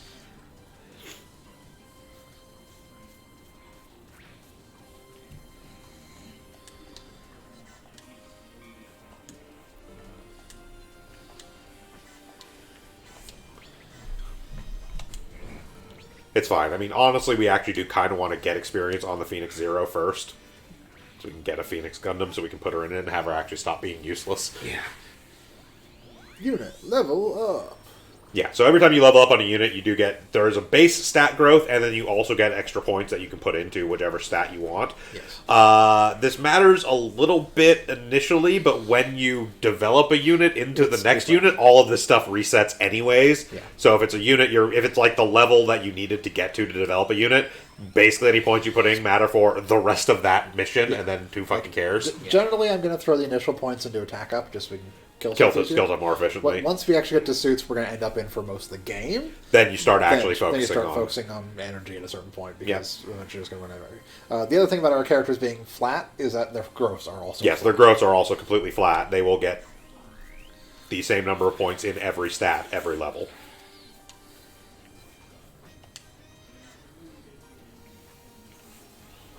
Sure, I'll quick look myself in case I miss. I mean, you don't have hardly any energy left, but...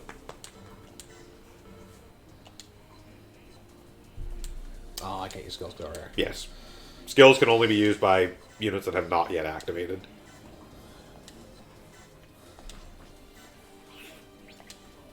So Yeah, And again, as you can ships see, there's no cannot- pinpoint marker for ships. Yeah. Ships are expected to... Ships do what they do to other ships. It's not a... Coming up here.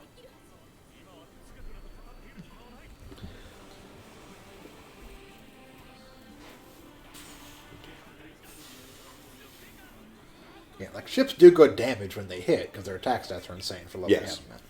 The attack stat on the light base is like 200. Yep. It's like roughly double most of our suits.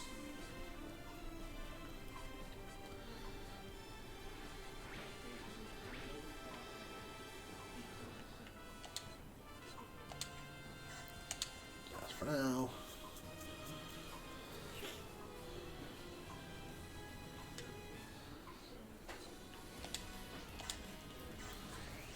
Oh, I didn't want to watch that.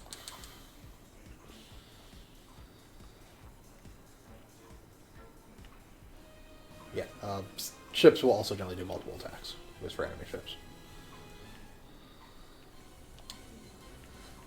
Skills.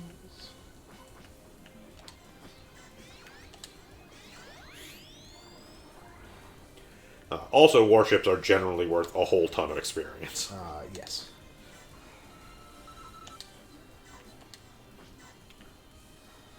Join me, white base. I can probably do the twin mecha particle cannon, actually.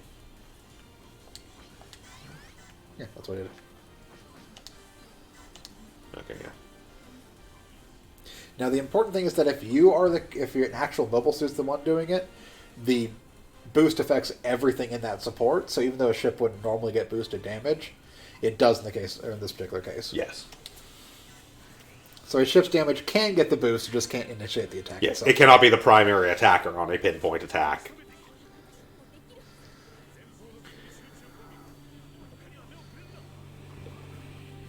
Mega particle cannons. This thing is fucked, but... It is very fucked. Yep. 27,874. That would Yeah, have that been, would have one-shot the that thing. would have been dead regardless of itself. It does remark on Overkill. Overkill doesn't actually do anything. It does actually. Does it? Overkill can get bonus ace and XP. Ace points and XP. Okay. I think they may have removed that in Cross-Rays then. Yeah, it also applies a multiplier to your score, and in this game, your score at the end of a mission Does impact funds. Determines money. Yeah. determines money. Yeah. Hey, look, got supercharged. Super critical. Yeah, so supercharged is, again, everything you do is super criticals, which is like 2 times damage usually. But if you take any hit, your figure basically drops back to like normal. Yep. Stage cleared.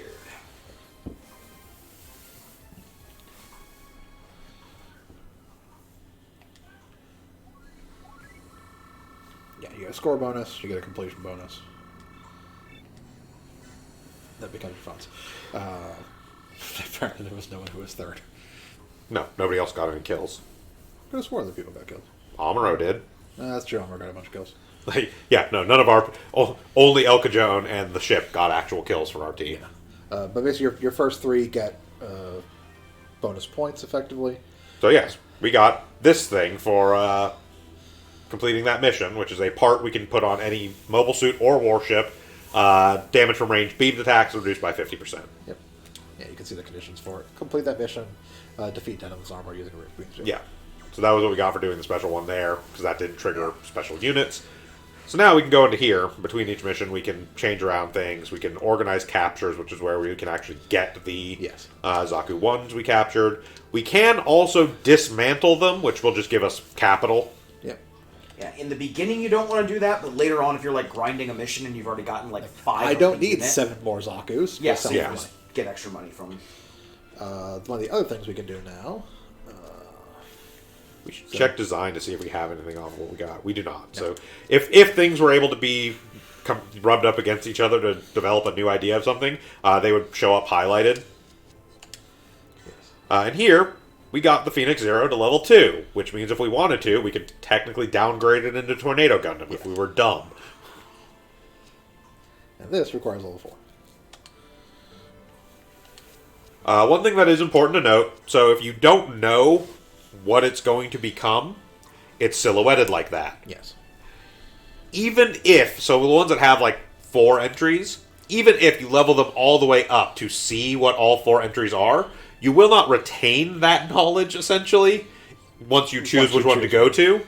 It will only be ones that exist on your production list here that you will see what they turn into. So this stuff we can make. We can make a main battle tank. For reasons. One of these days I want to make a team that's just all like tanks. We can make all Technically speaking, there are skills in the game Dumps. that apply to these vehicles, like tanks and stuff like that. I mean, it still doesn't make them worth it. We can get a but, Zanny.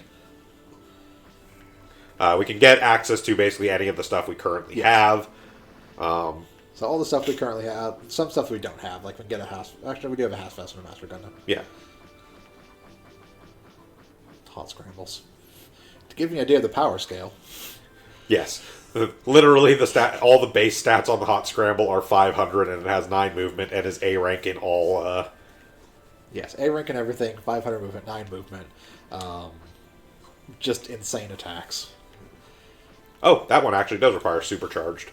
Yes, this requires supercharge, but it is just a regular attack. Yes. And then also has a map version of it. I think that's the only attack I've ever seen that actually requires full-on supercharged and not just super high. We can also look at warships. It's like the Berea seems like it would be good because it has 2 teams. Unfortunately, it's only available to use in midair. Yeah, like if we want to right now, we could just like buy Mirais. We can have another space. Yeah. But the problem is nothing we have here is dual type. Yeah. It's either all space or all. Technically, the mini tray is land and water. For all those water maps. We can buy SFSs. Yep. Of various types. We could also buy modifications. You can buy junk parts for no apparent reason. Things that increase attack, defense, mobility, movement. The annoying thing is the movement one you can't put on battleships or warships. Yeah. We really kind of want them. Just movement on SFSs. There's the capture stuff. Yeah, there's the sealant launcher, which lets you capture stuff. There's another version later on that does 5. Yeah. We have access to the eye field now, which costs a Yes. fortune, but does half damage from beam weapons. Yes, so that is the thing about this game. The quote-unquote rewards you get. You can also exchange. Yeah, so as long as something has any sort of levels, you can exchange. These are usually not a great idea. Yeah. There is some unique stuff you can really only get through exchanging. And there's the rare case where you actually can exchange up. It's just not very common. Yeah, most of the time, exchange is at best a side grade, but usually a downgrade. Works, and costs you money to do. Yes. The only reason really to exchange is in some rare cases you can basically get to like the end of one development line, exchange into something else that's like a side grade to it, and a new development line so you can keep advancing a suit.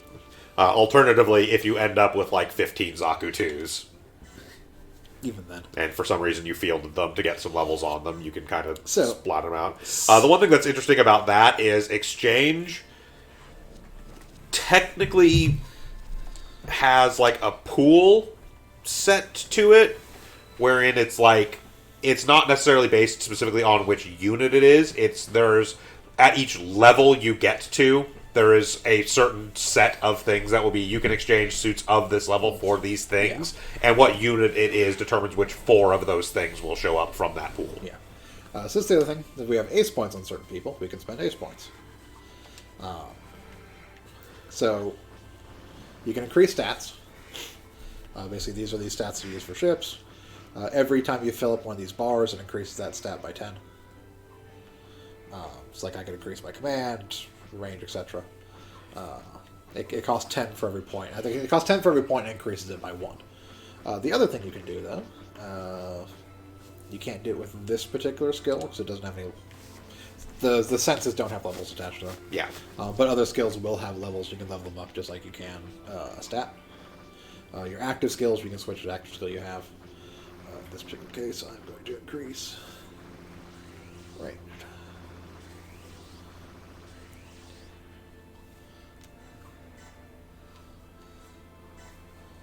So actual manual skill increasing is very expensive as far as ace points go, but Yes. here's the thing. It is also notable, as you can see, might have seen as we kind of scrolled through there, when you are dealing with warships, every member of the crew does actually get ace points and experience for ship kills. The captain gets more than other people, but every member does get some. Yes. So everything the ship does, every member gets part of it. The captain gets additional points because they're basically the one in charge of the ship. Yeah. And you increase their command. Now, the other thing about captains that technically all of these stats do matter for captains. Yes. Because all the attacks for the Yes. ship are based off the captain's stats. So, like, if you have a captain who has no range, there's no ship that has melee attacks. No. So if you have a terrible range, you're never going to hit stuff. Awaken never matters for captains because there's no ships. And to demonstrate down there, you can see leadership has those little like dots next to it. That's the abilities that have levels have the dots there. It costs 500, but it is a full level with every. Which is actually the important thing. I don't actually want to level up command yet because the thing about these ones is leadership is plus 10 command. It's going to jump up by 10 every time. And it is straight up like it is 500 for 10 versus 500 for 5 if you were doing command manually. Correct. So we're going to hold on to her XP so we can level up command. Yep. They don't have enough to level up anything. They're going to be in a similar boat for the other. Yes, all the default ship staff literally have the ability that is plus X to their Like operation staff is going to get leveled up before level up anything else. Yeah. I don't think anyone else has at least 100. Katsuya. I don't think anybody has like any basically. 20. I mean, she has some because she participated in, Yes, like, in a kill combo attack. attacks.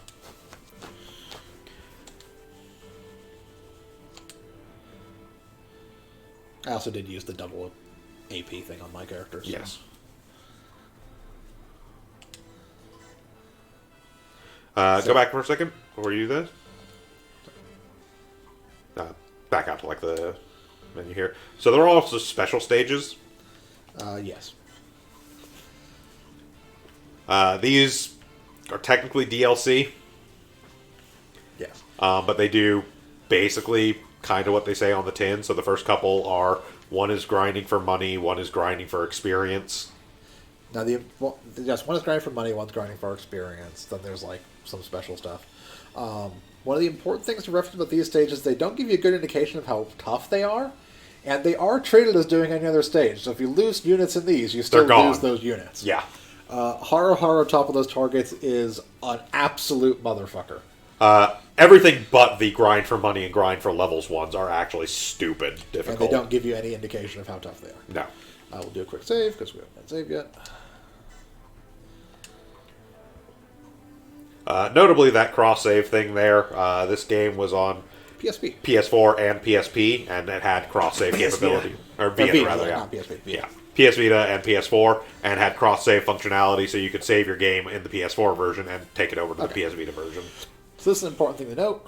When you look on this screen, you can see that this this map has midair and land.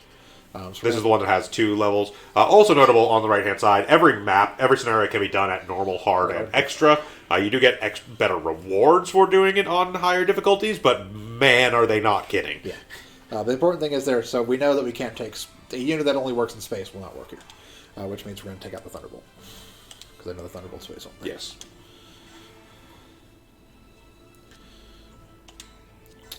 Is it actually? No, it's land. Okay.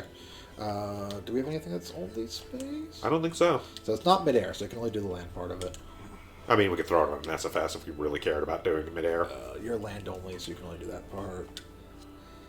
You're fine. Okay, so I thought it was space only, but it's fine. No.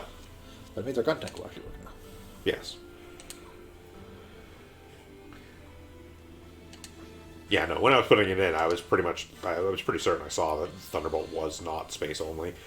I mean, strictly speaking, canonically, it makes sense that it would be space only because we've only ever seen it actually work in space. But it is just a full armor Gundam. Like, it's not... Yeah. Well, very weird full armor with weird extra arms and all sorts of other stuff. Yeah, but there's nothing about it that would remove its capability to work on land. Yeah. And one of the things you can see, like, so we go back to the first mission. Now that we've actually completed the mission, it'll show us what things we can potentially get out of that These are mission. all units that we can earn from this unit. So there's the 2 capturable Zaku units.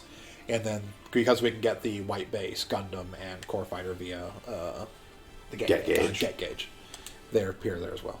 This is a new mission, So we don't so know. we don't know. I mean, we do know, but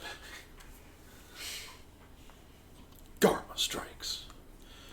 I think this is the mission I used to farm the white base. in my Yes. playthrough. yes, this is the mission we generally use to farm for white base, because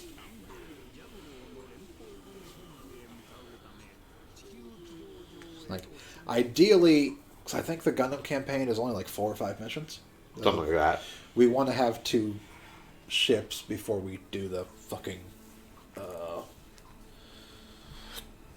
dumpster fire that is the Abo Quo fight. Yes.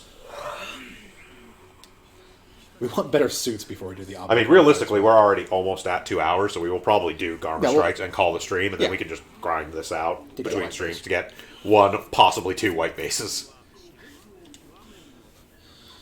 I'm gonna call you GB for good base. Because, like, if we're being honest, we would love to replace carry base with a white base. Yes. We may get a different replacement before we actually get that point. I remember there being another relatively early doable type one, but it's No, it's very soon. Very soon we will get access to the part that adds a with the hanger. part, yeah. I don't think it was a hanger. I think it was just a thing we get very soon that adds another. Because in addition to the actual unlocking Gundam stuff through like doing Gundam missions, there is some other stuff that just unlocks through like do a certain number of Yeah. battles or unlock a certain number of units. Adding X number of units to your production list, I believe, is Unlocks what very gives you stuff. the second hanger item. But there, I believe, relatively soon, if not in this mission, then in the next one, you have the capability of unlocking the Minovsky craft upgrade. No, Minovsky No, Craft that has been comes for a much long later. time. Really? Yeah. Yeah. Also, the Monster Craft is like 50 or 60k to buy, so it's most of our money anyways. I think the white base is like 150 or 200,000 anyways. So we have to grind and be able to get it. Yes. to begin with. One of the other reasons why I want to do a bunch of I'm going to be throwing a bunch of weaker units in to level them up and all that jazz to give more development. It's because I want to get 50 things developed as soon as possible. Yes. Because that gets us the double O.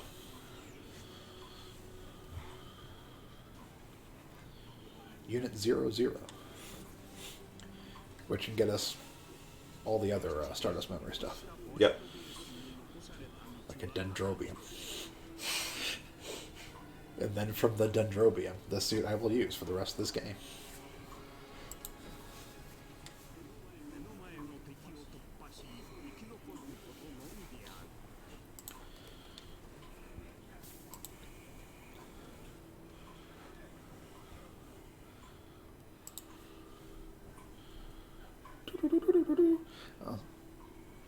Also, I don't remember if there's any that are this annoying or that annoying early on, but some of the like special event unlock restrictions are just a fucking pain in the ass at a certain point. Where they end up being more like puzzles on how you have to do it properly compared to just do something simple like kill a guy with a beam saber attack. Yes. No, there are some that are There's just some utter like, bullshit. Do these specific actions that you have no real reason to tell like that you want to do things this way in order to actually be able to do it in the turn limits or the damage limits without having certain people die, etc., etc. Hey, that character that nobody remembers exists. Jar Jar? Yes. Jar Jar. Oh, hold up for a second. Uh-huh. Oh. Oh, we are dropping frames. Alright, we stabilized. Yeah, like only a momentary thing. Yeah. Oh, Oh. no.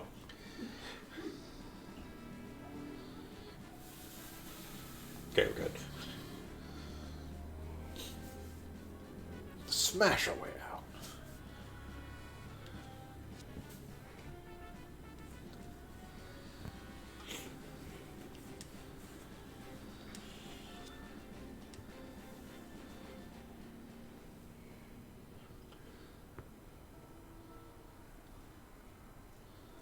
Dops.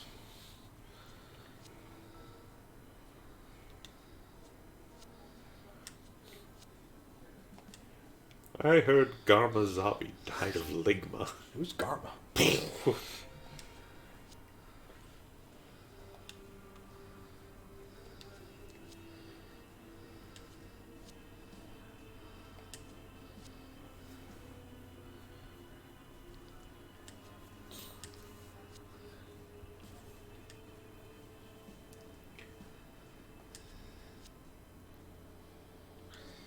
Who could ever imagine that the Federation would end up developing a mobile suit?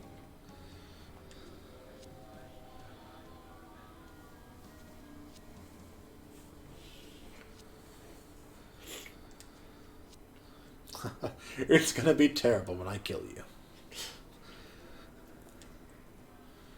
I mean, you have an unfortunate accident.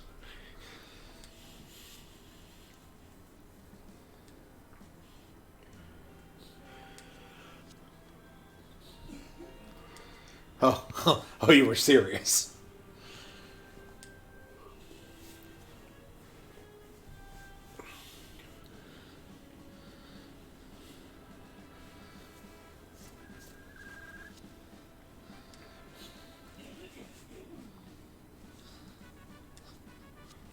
We need help.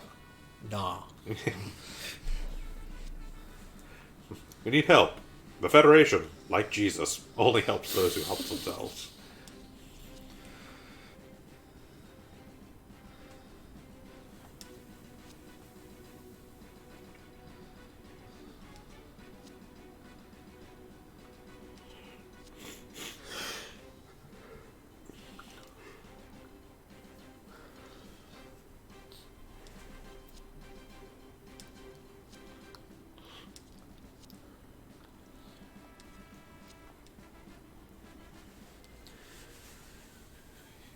Whee! Ground.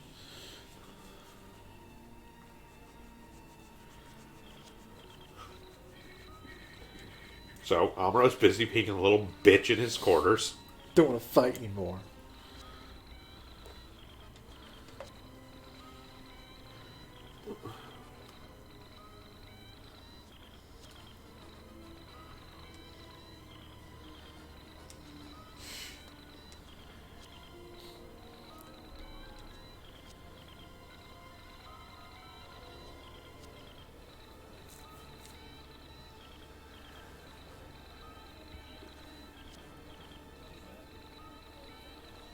Does Sion use child soldiers?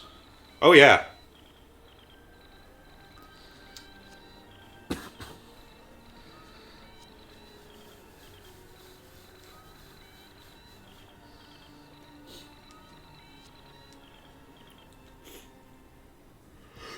I mean, maybe not commonly quite as young as, say, like Amuro and Hayato, but there are definitely members of the Xeon forces that are like 17, 18 at best.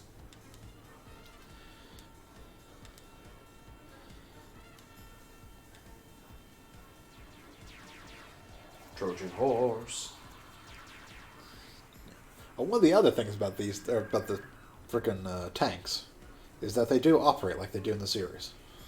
Yes, when you destroy them, they then become the plane mode. Yep.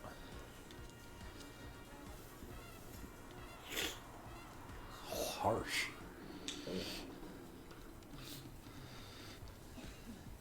It was until that moment, Char wasn't sure if he was going to kill him. But now, he was sure he was going to kill him.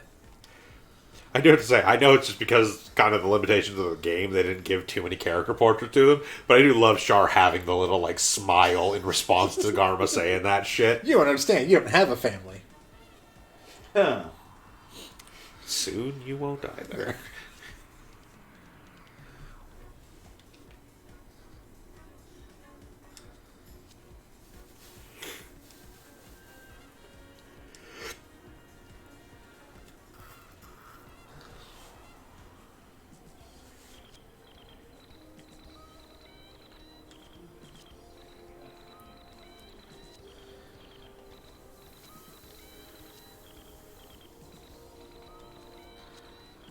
I can get on all fours. It works. Not quite. Amuro's being a bitch again. Just go slap him.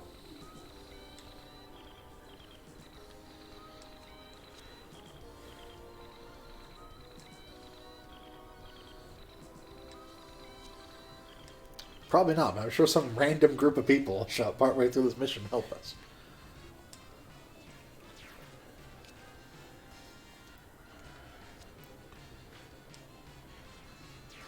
So yes, part of the annoyance of this mission is you don't actually have the 78 at the start, and frankly the gun cannon and gun tank kind of suck.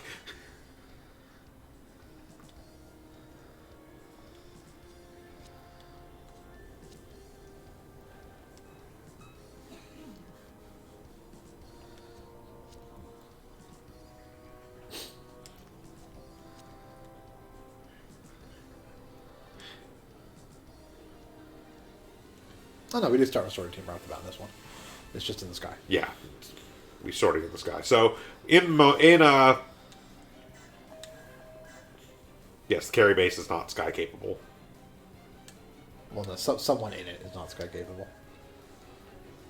Yeah, Specifically, a couple of the units are not midair your capable. unit doesn't work in midair. I don't think the gun And the tank gun does tank. either.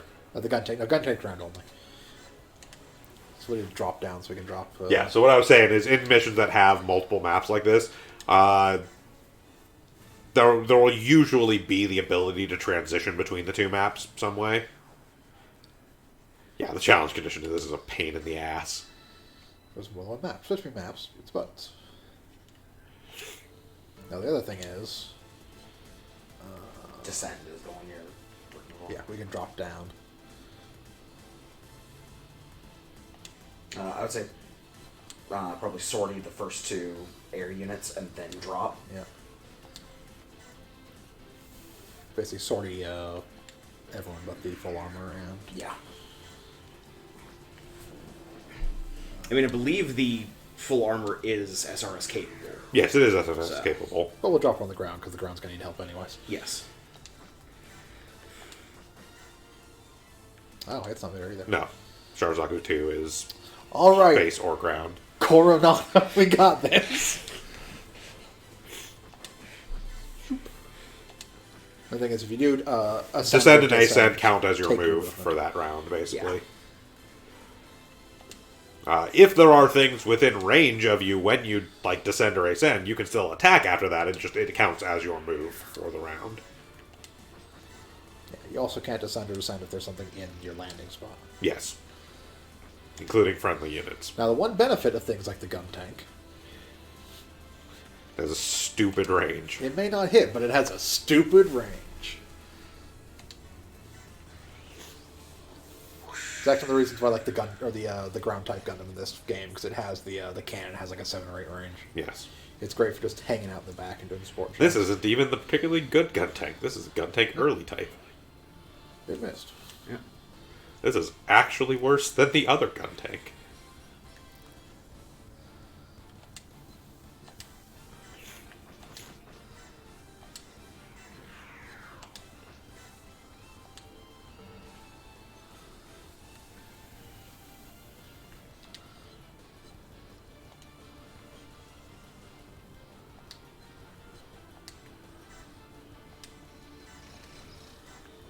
I don't trust you idiots out there. They will get fucking wrecked. Yeah. That is absolutely a thing which will happen. Come on, Hayato. I believe in you.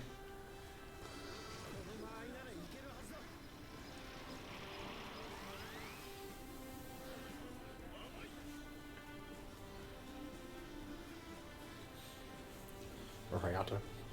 And you missed. Faith destroyed.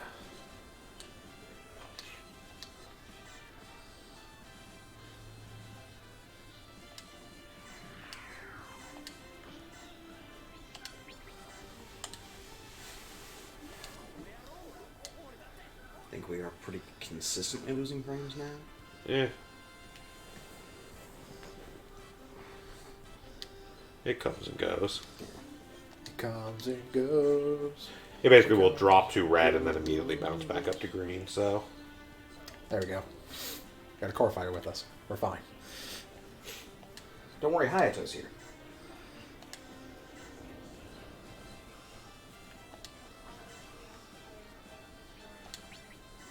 Yeah, the thing is, group attack from the ship doesn't care if you activate it or not. Nope.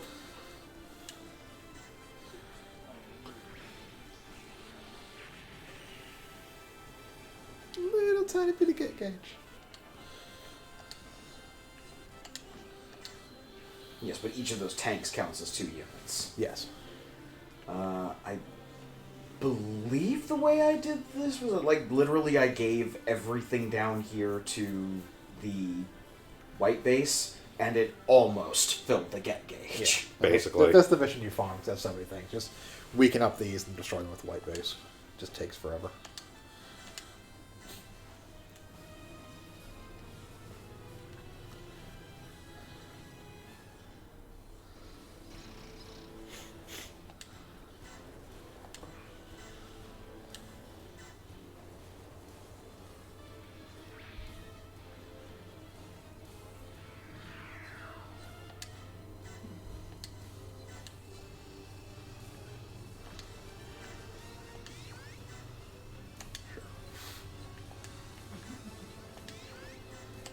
And it's a little bit overkill, and it is using energy off of them. Yeah, but it's gonna get XP. I guess.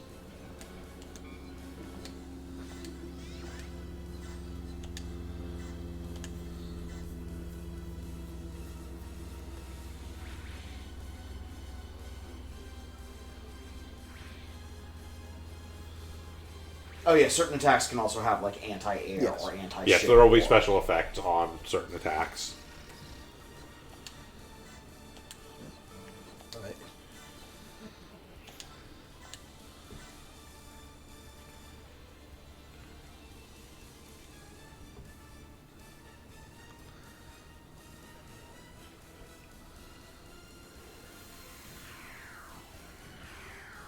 Dumps. Dumps. The fielding dumps, baby, all night The long. dumps.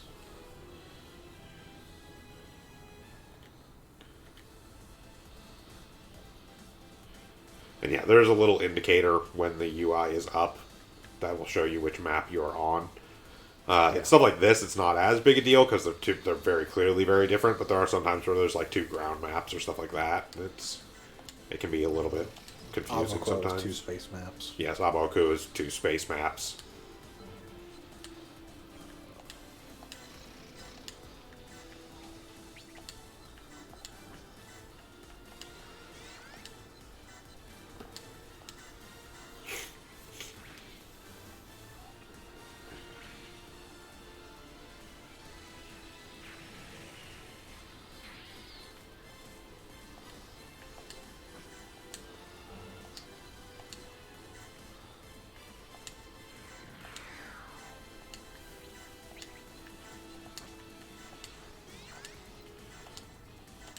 Notably, map weapons cannot be used after moving, but they are basically the only attacks in the game that can't be used after moving, unlike Yeah. Super Robot Wars, where the majority of attacks couldn't be used after moving for some reason.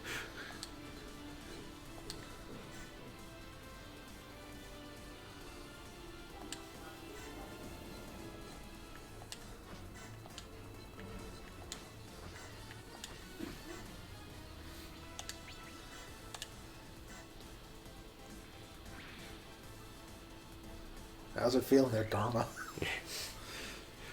So again, our historic moment trigger goal there is to defeat Karma within 5 turns. As you may have noticed, we just did like 80% of his health in one shot.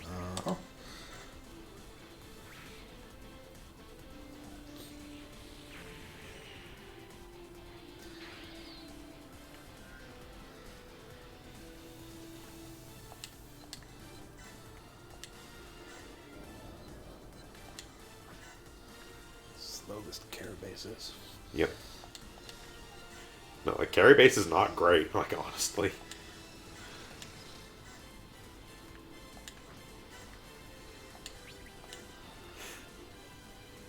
Suck. Hayato doesn't hit things.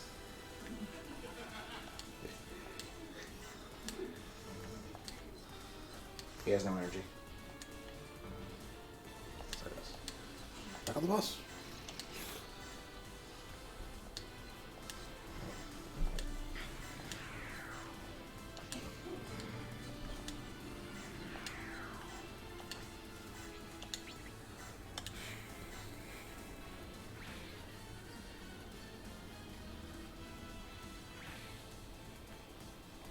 Reduce physical damage. Got so many shields. Basically. Yep. That's actually just the full armor effect as a whole. Any of the full armors just naturally have reduced physical damage. Yeah, you hit. She got a kill! Better than expected. Good job. Look back at the bus because you don't have any energy left.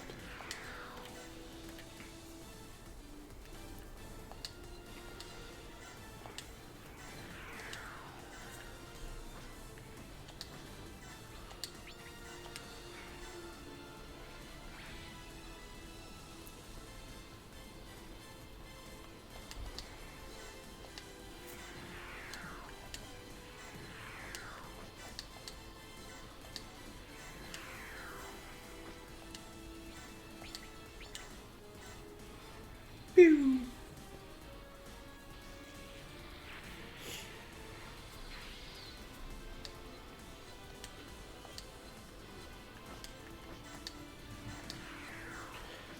And yes, any unit that is capable of working in the circumstances can do the ascend descend thing as well. So it Yeah. doesn't you don't have to load them on warships to transition. Like No. these ones can absolutely descend if they feel like it. Yes. Who isn't active? Higher. Gut cannon. Okay.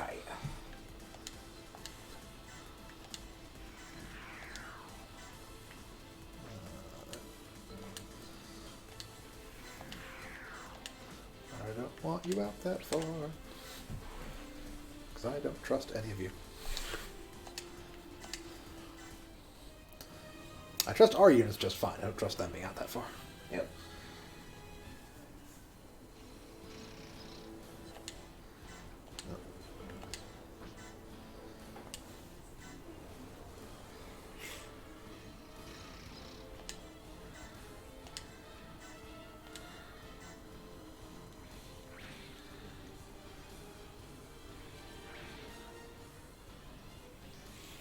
Go white base. Woo! Little tiny bit of get bar. It takes a lot of get bar to get the white base as well. That's the Yeah, annoying part. Yes. that's why you would grind for it, basically. Additionally, because grinding for it over and over again also gets us a decent amount of capital, so we might Yes. actually be able to afford the white base when we do get it. Yeah, because like that's one of the other things. Like, it takes the white base. Like when you're grinding this mission, you have to run it multiple times because the white base doesn't have energy to kill everything. Yep.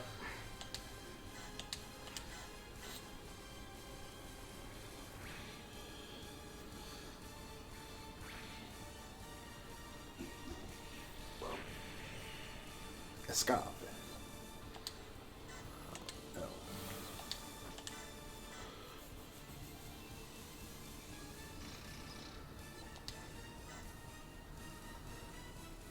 You're basically out of energy anyway, so might as well.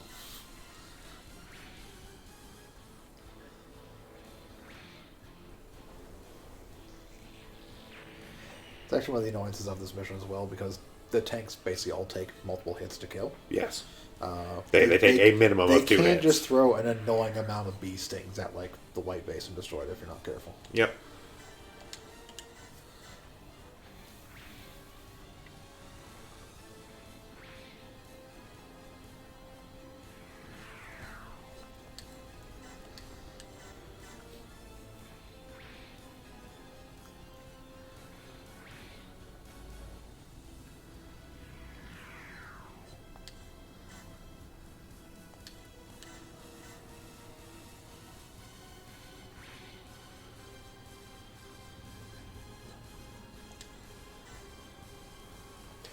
Also, notably, by the way, because you did bring it up earlier when we were looking at modifications, the reason for the junk parts is basically that exact situation I talked about earlier. When you get like a new unit or a new pilot that you want to level up, you throw junk parts on your super powerful dude to do the combo attacks, because then the division doesn't happen and all the XP actually goes to the secondaries.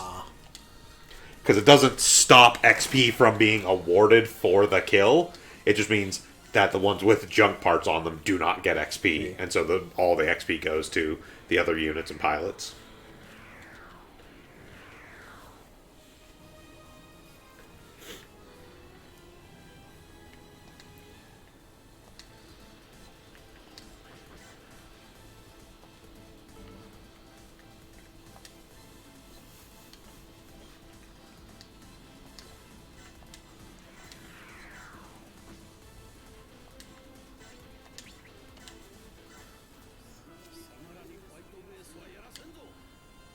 You show 'em.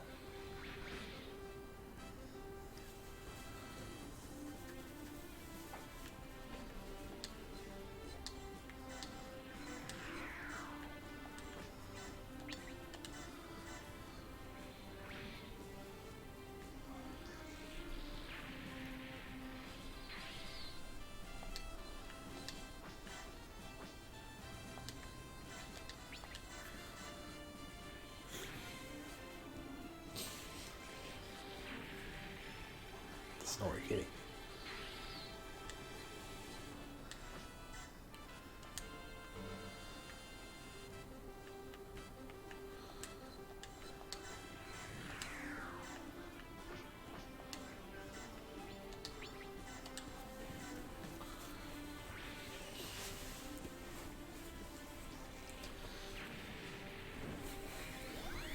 Level up. Level.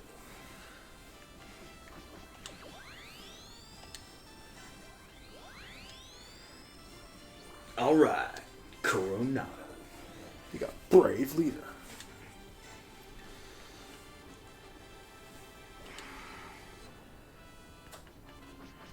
You're fine. I have faith in you. My people need me.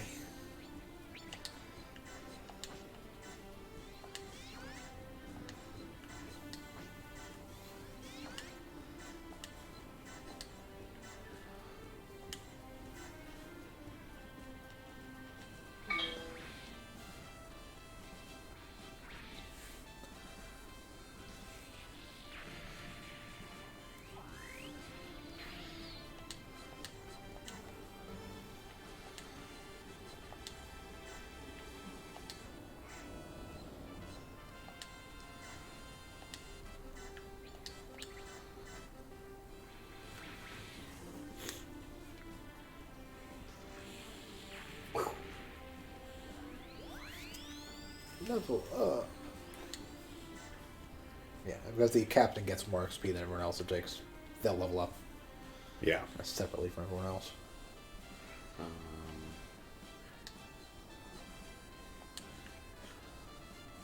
Probably want to put the Phoenix Zero back Yeah, on the carry base. Yes, the Phoenix Zero is going to go back on the carry base, but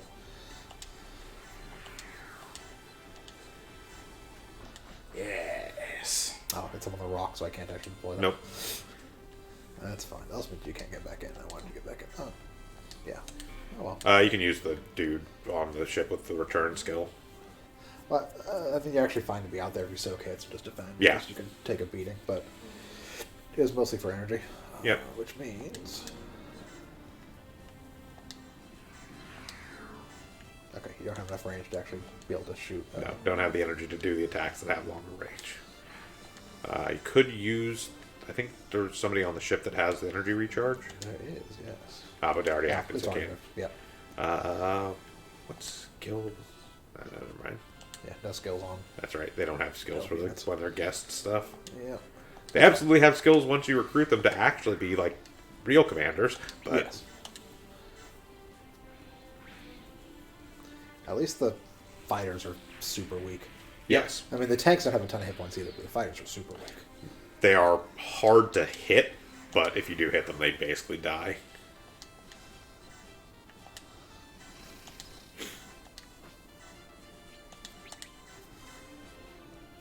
Nope. You're just gonna stay right where you are.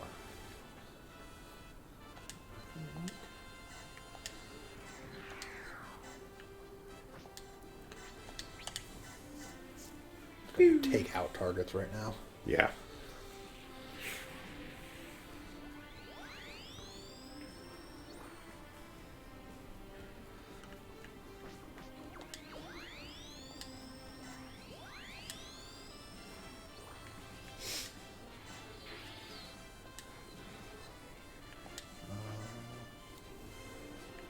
Yeah, give access to anybody wants. Yeah. No, it's fine.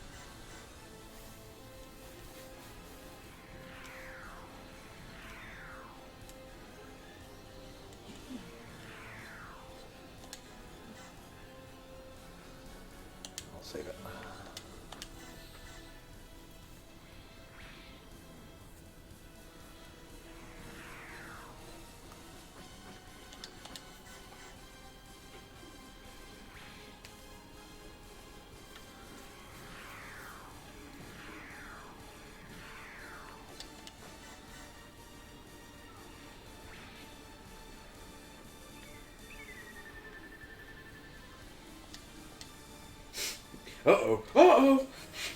Or do something besides just saying, uh-oh. What about you in a second?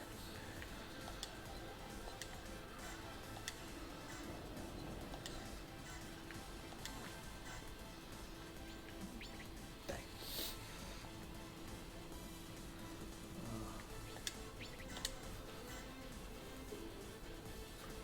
Oh well, we're trying.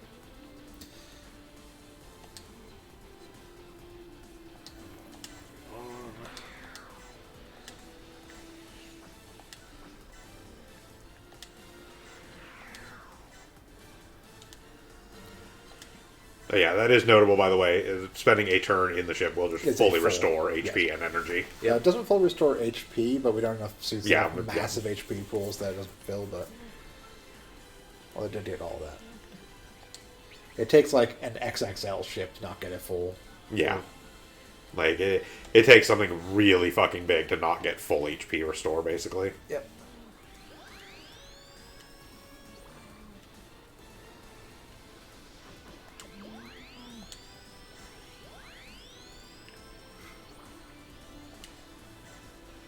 Sleepy cat. Range specialization. Historic moments. Garma dying. Lowered expectations.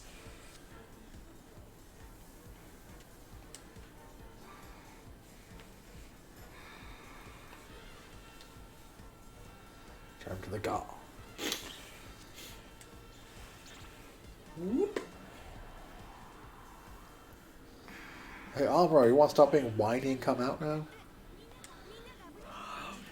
We're actually doing pretty fine without him, Fraubo. These random people showed up and they're kicking ass. One of them's even piloting something that looks kind of like Amro's Gundam. If you just strapped a bunch of armor on it and had like 4 arms with shields. Give it some missiles and...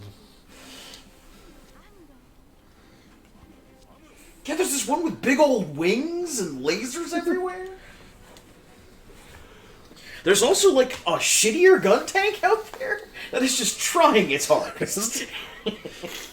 God bless its little heart. We can hear over the comms. They're doing everything they can to just motivate the pilot of that thing.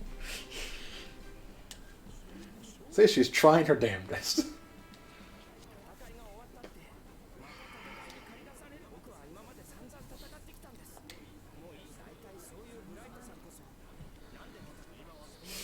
I am fighting because someone is out there with a gun shooting at me. Also, because they dropped a colony on us.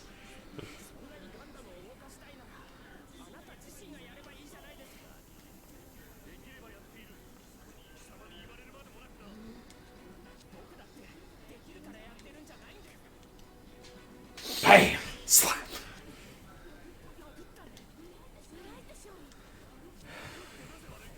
What are you going to do about it? Call your mommy?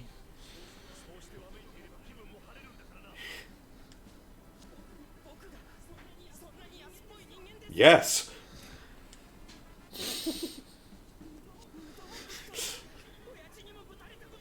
Well, maybe he should have. Yeah, there you go.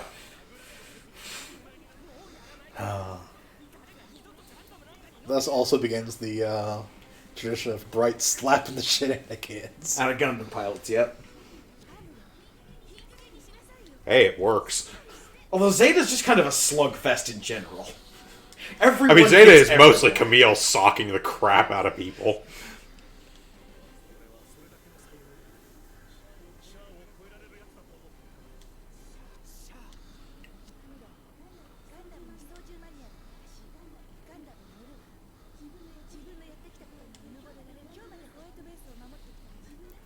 Sure, Amro, think of what you're doing here.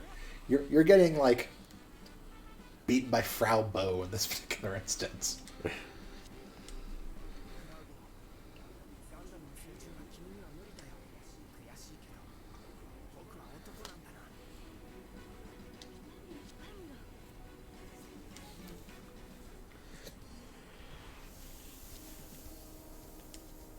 Now Amuro finally decides to actually field in the Gundam. Yep.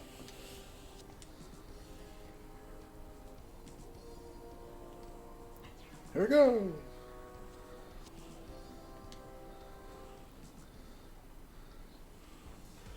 So now the Gaw shows up in the Yep. air map. Some more dops. The Gaw, which I'm pretty sure has dops on it. I believe so, yeah.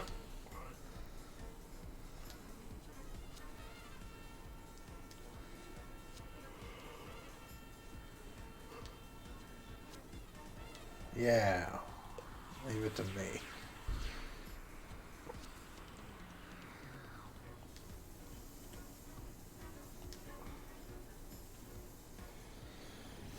Unknown. And because we triggered that special, Zaku tanks! To be fair, I do want a Zaku tank. Zaku tanks, which are a really easy way into one of my favorite units. I mean, it's not a good unit. But No, Zaku tank. Oh, okay. I guess the unit you're talking about is also not a. Yeah, nothing in the tank line is actually a good unit. The rhinoceros is a special The baby, rhinoceros and you does will work, but Rhinoceros is a special baby, and you will respect it. No, I won't. Yes. And nothing you can do will make me. Yes. It was a dumb idea to begin with, and it never stopped being a dumb idea. But it's so special. the man wants a rhinoceros. We'll get him the rhinoceros. This isn't Christmas. He wants things besides a hippopotamus.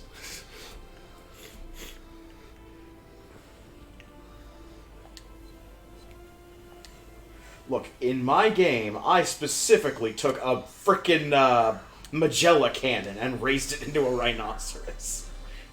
I raised it from the broken shitty bird it once was Let's get you a into a rhinoceros. majestic shitty bird. That's fine. I've played a run through of Dark Souls doing nothing but punching things. It doesn't mean it was a good idea just because I did it.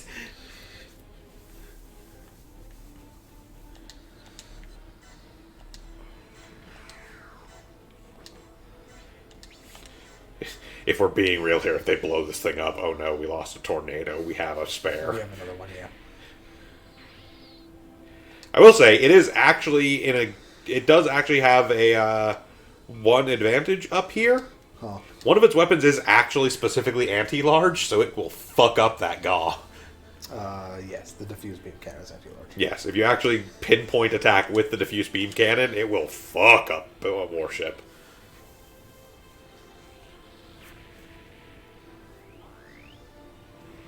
Super hard.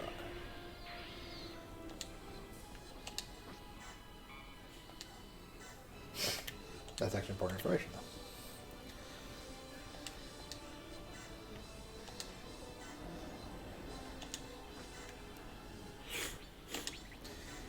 Fuck that man in particular.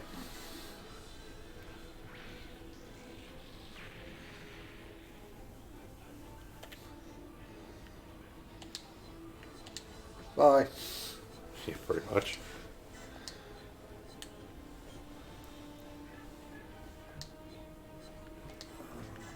Yes.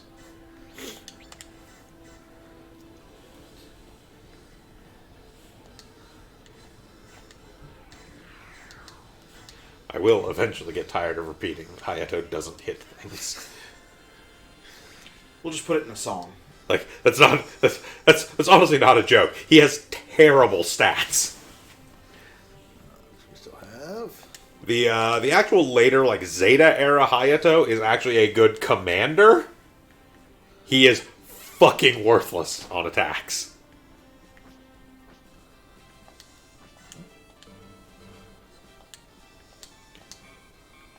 Bam.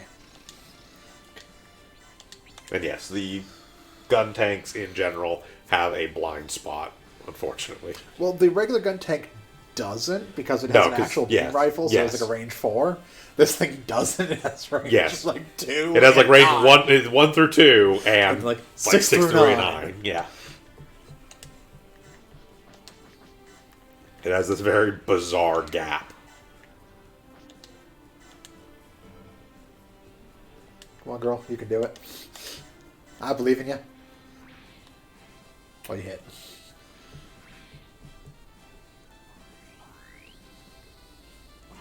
I mean, you are swinging with like the weakest attack the thing has. Second weakest, but it's fine.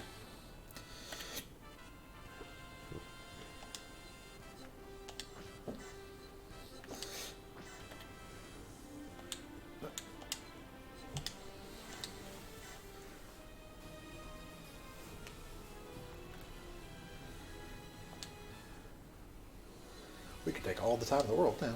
Yep. That's the important part.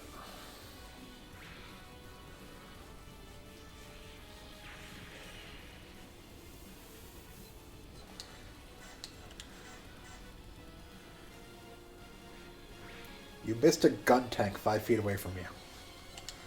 It was scared.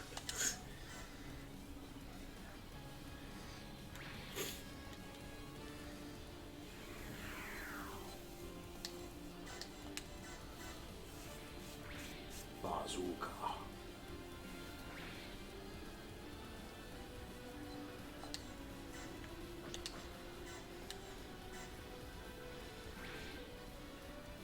I believe in you. Nope. Oh,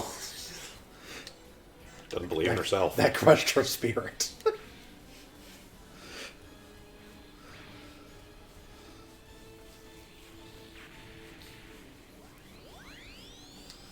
There we go. A level.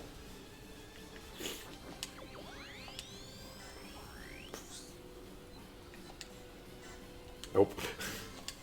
Blind spot. Yep.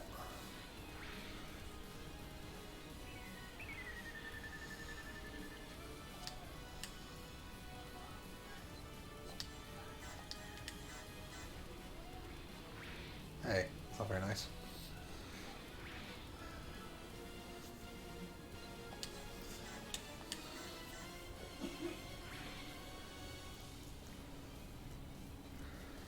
Me alone, I'm here to kill Zaku Tank.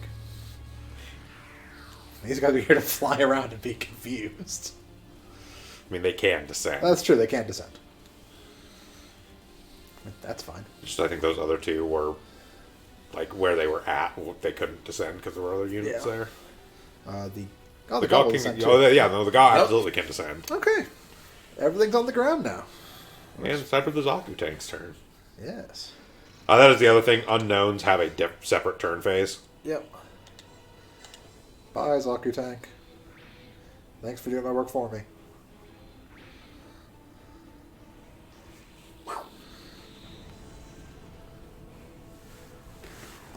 Freeze down. Level up. I think it's actually at a level we can actually change it into something. We can check in a second. Generally, level 4 is a magic number for him. Depends, like some things have 8 and 10. So. Well, yeah, but Yeah, we can turn it into Phoenix Gundam. Yep.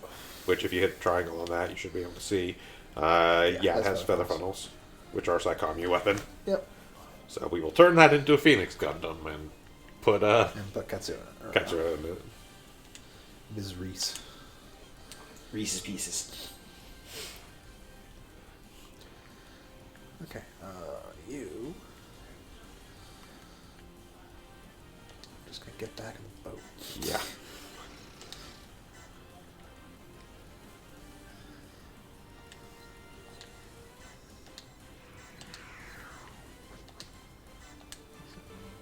Okay, same hit either way.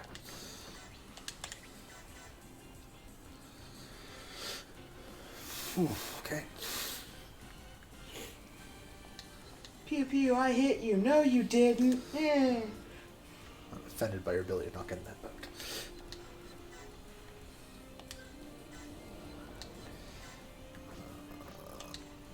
Air. Sure. Double team by anti-air. If that one is unhurt, it is actually kind of necessary because I don't Yep. think a single one would have taken it out. Nope. No. The DOPS have like 7,000. Oh hit shit, points. Bright's got super high morale. Woo, Carapace got a level.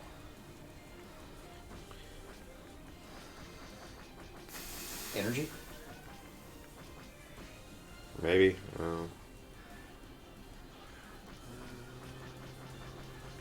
It's either energy or defense. Yeah, we'll do defense. We don't plan to have this thing forever anyways. That's fine. The main thing is with energy, you need to really be realistically be so you're going to have around for a while, because it takes a lot of point investment to actually get enough energy to get extra attacks out of it, and that thing's not going to be around forever.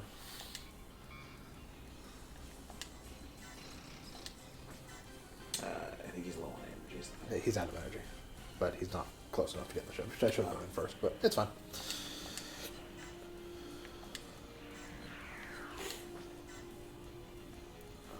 You can go.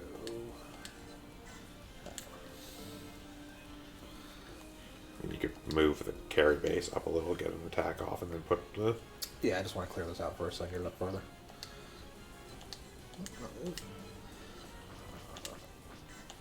Yep. Guess who's back, bitches? That's smooth jazz I hear on the radio? Because it's an anti-air crit. That man is dead. Super high morale. Let's do this, motherfuckers.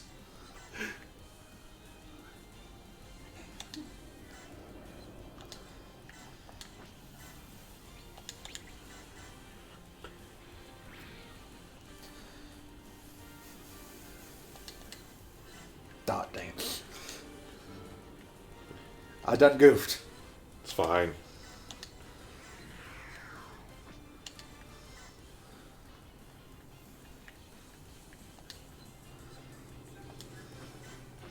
I haven't goofed, that's next chapter. What's the map attack look like on this thing?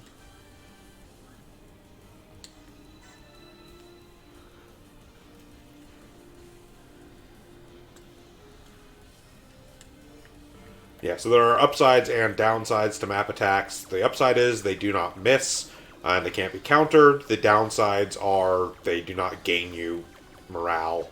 Yeah.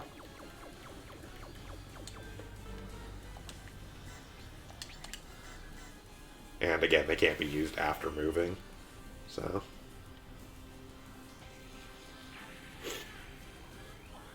Oh shit! Yep. Smooth jazz.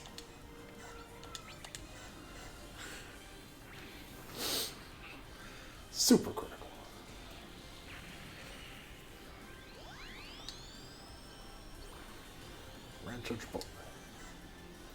Range specialization. Get spicy.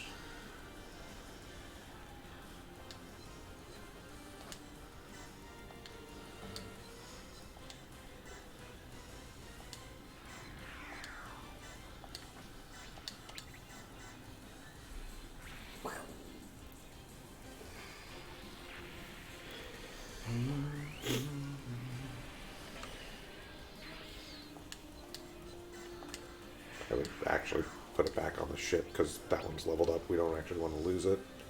Yep. Well, it's going to go back on the ship eventually. It's not going to... Oh yeah, because It's going to end up on the ship. I'm just clearing everything that's nearby. Yeah.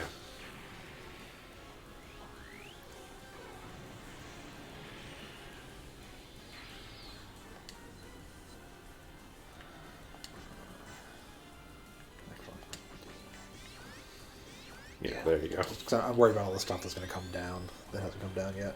'Cause some of the things will drop down near us.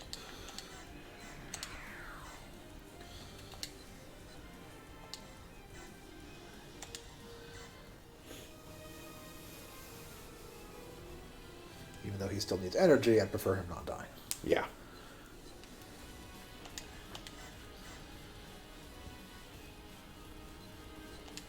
Oh, yeah. Oh, sure. Yeah. Get fucked. Contribute Get a gauge. tiny bit towards our get gauge. Yeah. It takes so much. Yeah. Again, Well, we will grind it out between streams because we also probably want to get a 78. Yeah. Yeah, it's also that the point value of Yes, the point value of the DOPS is like nothing. nothing. If we were fighting like Zaku's or like higher level suits, we would be getting more points per kill.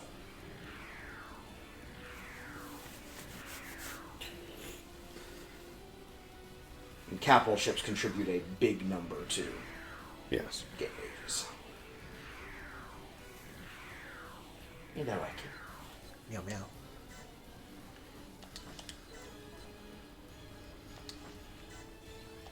Sure.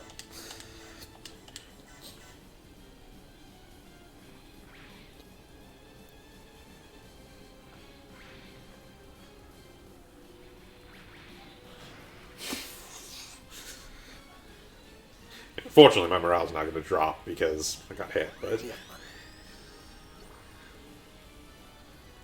What do you want? I mean, I'm not staying in this thing, so I just attack for now. Yep. Cool down.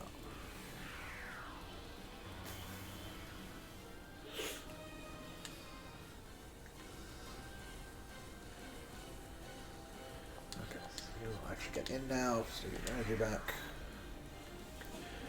Notably, the full armor Thunderbolt is also really good at fucking up that Gaw. Yes.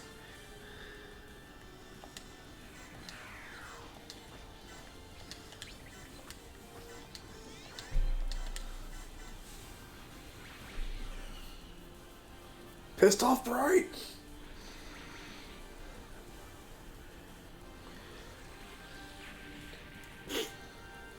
So yes, because of the chance step thing in this game, one of the strategies towards this game is kind of trying to build chains to get units to specific spots by giving them additional turns.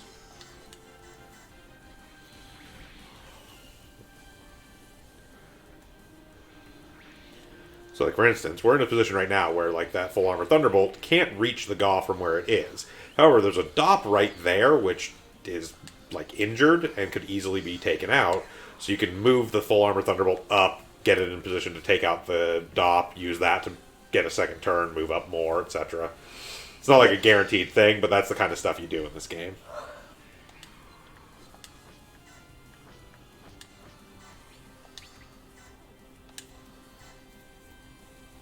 Wah-wah. Yeah, it happens.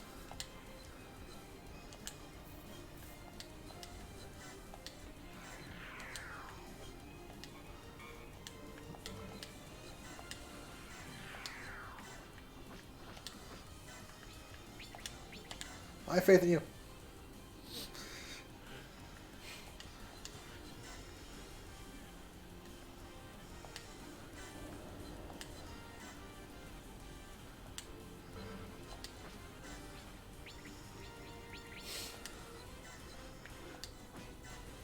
Also, notably, the lock-ons there, you can lock onto as many enemies as you have additional units taking part in the combo attack, basically. Correct. So, because we only had 2 units within range to participate in that combo attack, we could only lock on to 2 units.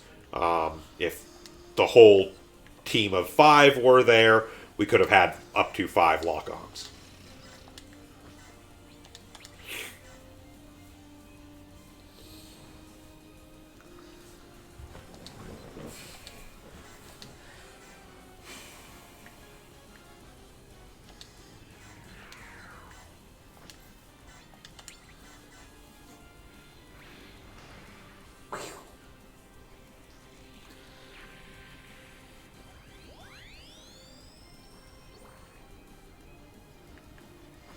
Yes, you start getting more points as you level up.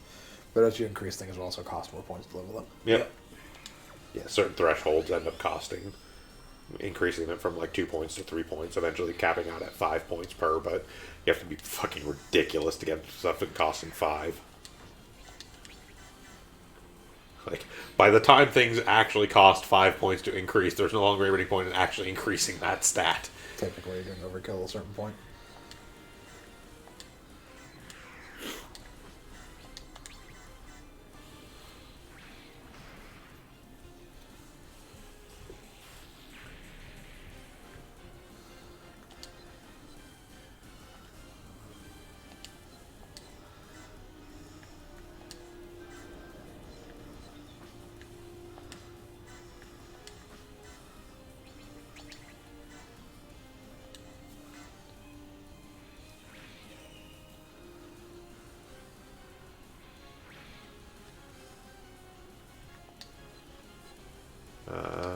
Yeah, so the capture radius.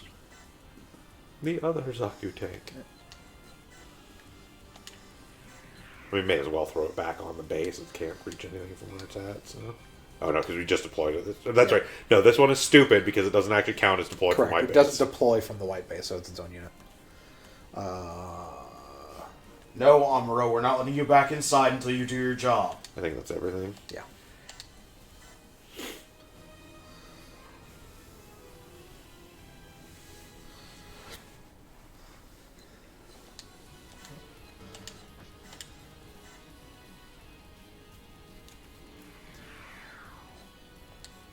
Char.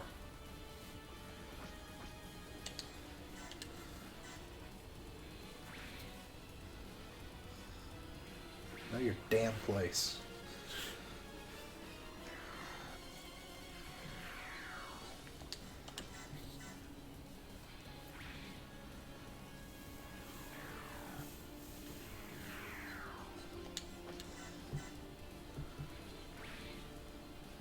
It's also very hard for ships to maintain a high vigor rate 'cause it's so easy to hit Yes, them. ships get hit very easily.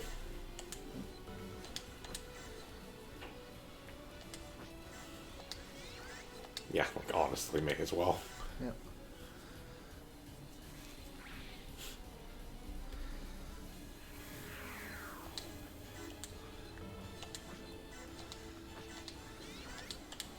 Like it is literally what the full armor Thunderbolt does. Yep.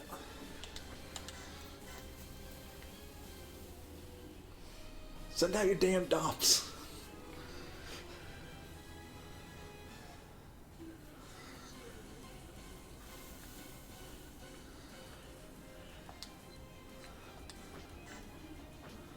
Probably won't shoot down.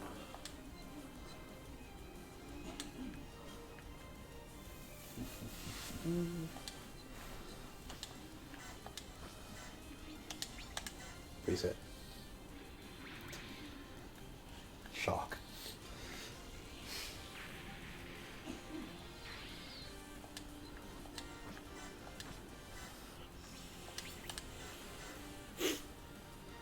There we go.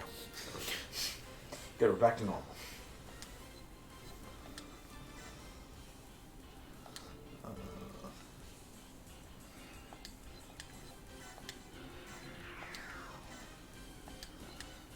Probably won't shoot down. We'll get you back on for now. Yeah, Get energy need back. energy back anyways.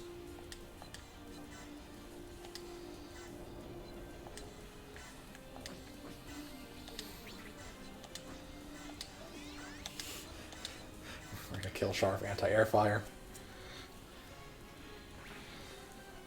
For the funsies.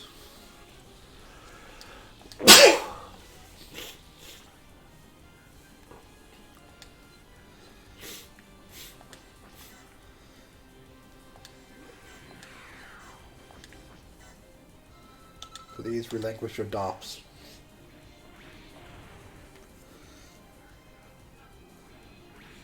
Ow.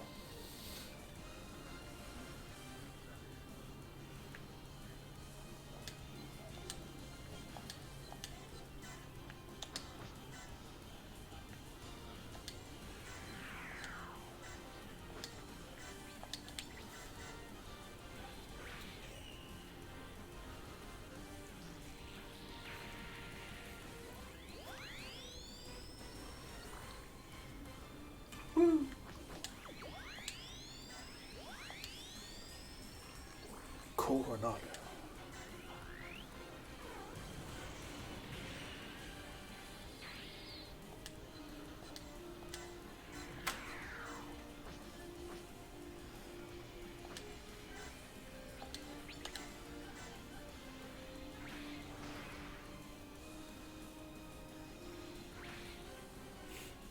Oh, that was a very brief supercharge. Yep. I'm invincible! I'm not invincible! Oh no!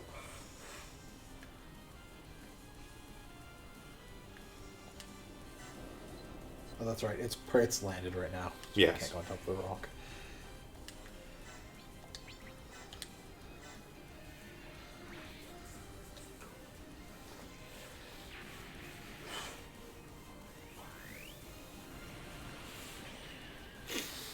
Oh, I got the warp again!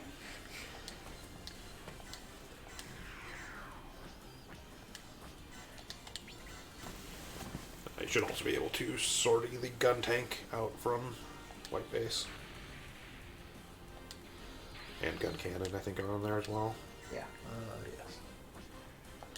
You could also technically sortie the core fighter. Yeah, we're good. He's not gonna hit. No, it's Hayato. Of course he's not going to hit. Hayato doesn't hit things. That, like, 62% it said was a lie. Hey, there we go. 69. See, the problem is the rest of us are playing G Generation Genesis and Hayato's playing XCOM.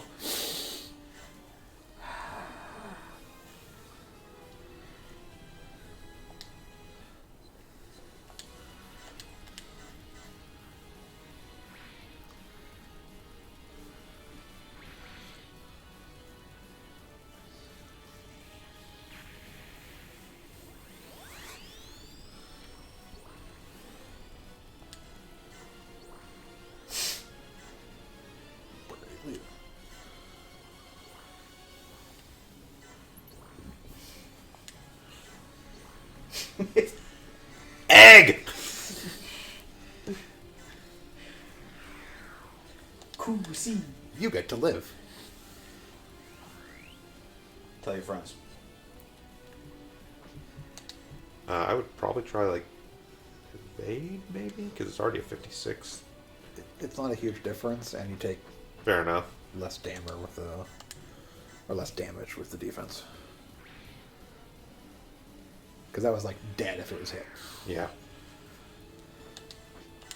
Well, here come the tops.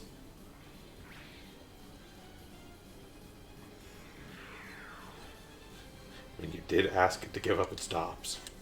It did.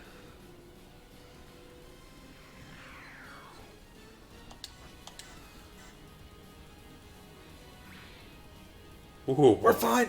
We're This Gundam is now being held together with prayers, but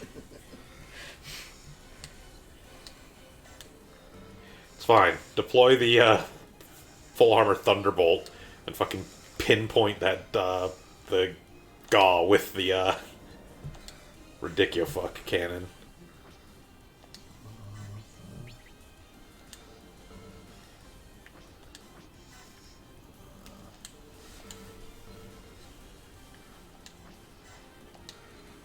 Back on the fucking Mars. I care now. Right. So, Father, I've learned to care. sorting out the full armor.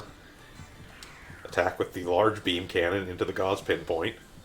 It's anti-air. I don't know if that Gaw counts as air. Yeah, It's flying, I'm pretty sure. midair. Yeah, it is only air. I don't know.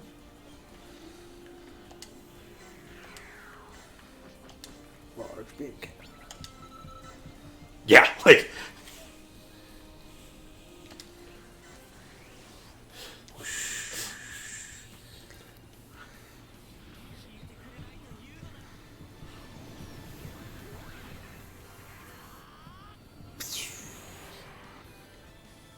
There's that fuck me. Bye, Garma! Gaw.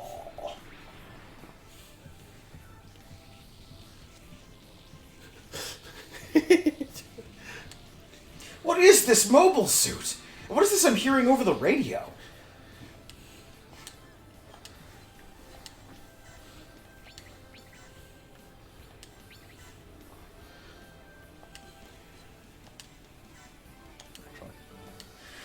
No. Can't go over. You can't go over. Do you have a bigger command range? Nah, not quite. Fine. Getting that last off. For reasons. It's money at the very least. That's fine. I don't know why you didn't counter. Hayato's not going to hit. That would be the one time. Right?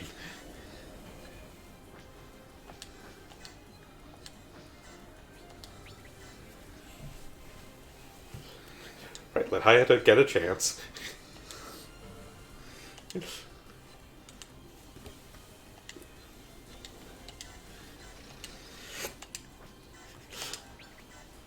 I'll even watch it.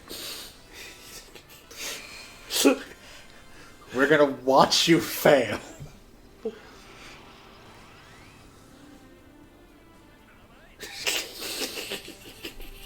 Little high! Okay, moving on.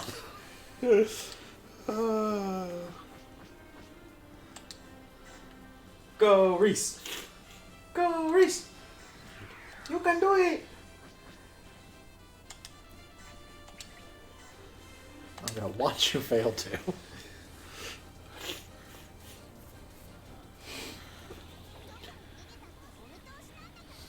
This is why you can't hit things. Calm down. Oh my god. Oh my gosh. You hit. Never mind. Wow, wow, wow. Well, I mean, you didn't kill, but you did hit. Hit. All right, rando. Oh, you're out of energy. Use the white base. That's true. You guys get points.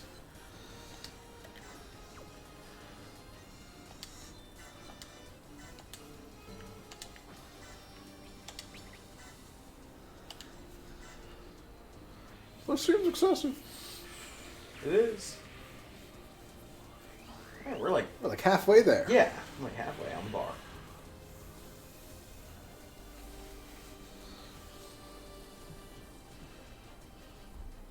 Okay.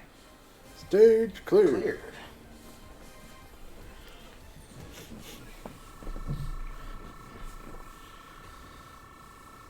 Score bonus. We got a pollution bonus. That's all money. Then everyone gets bonus 20. Yep.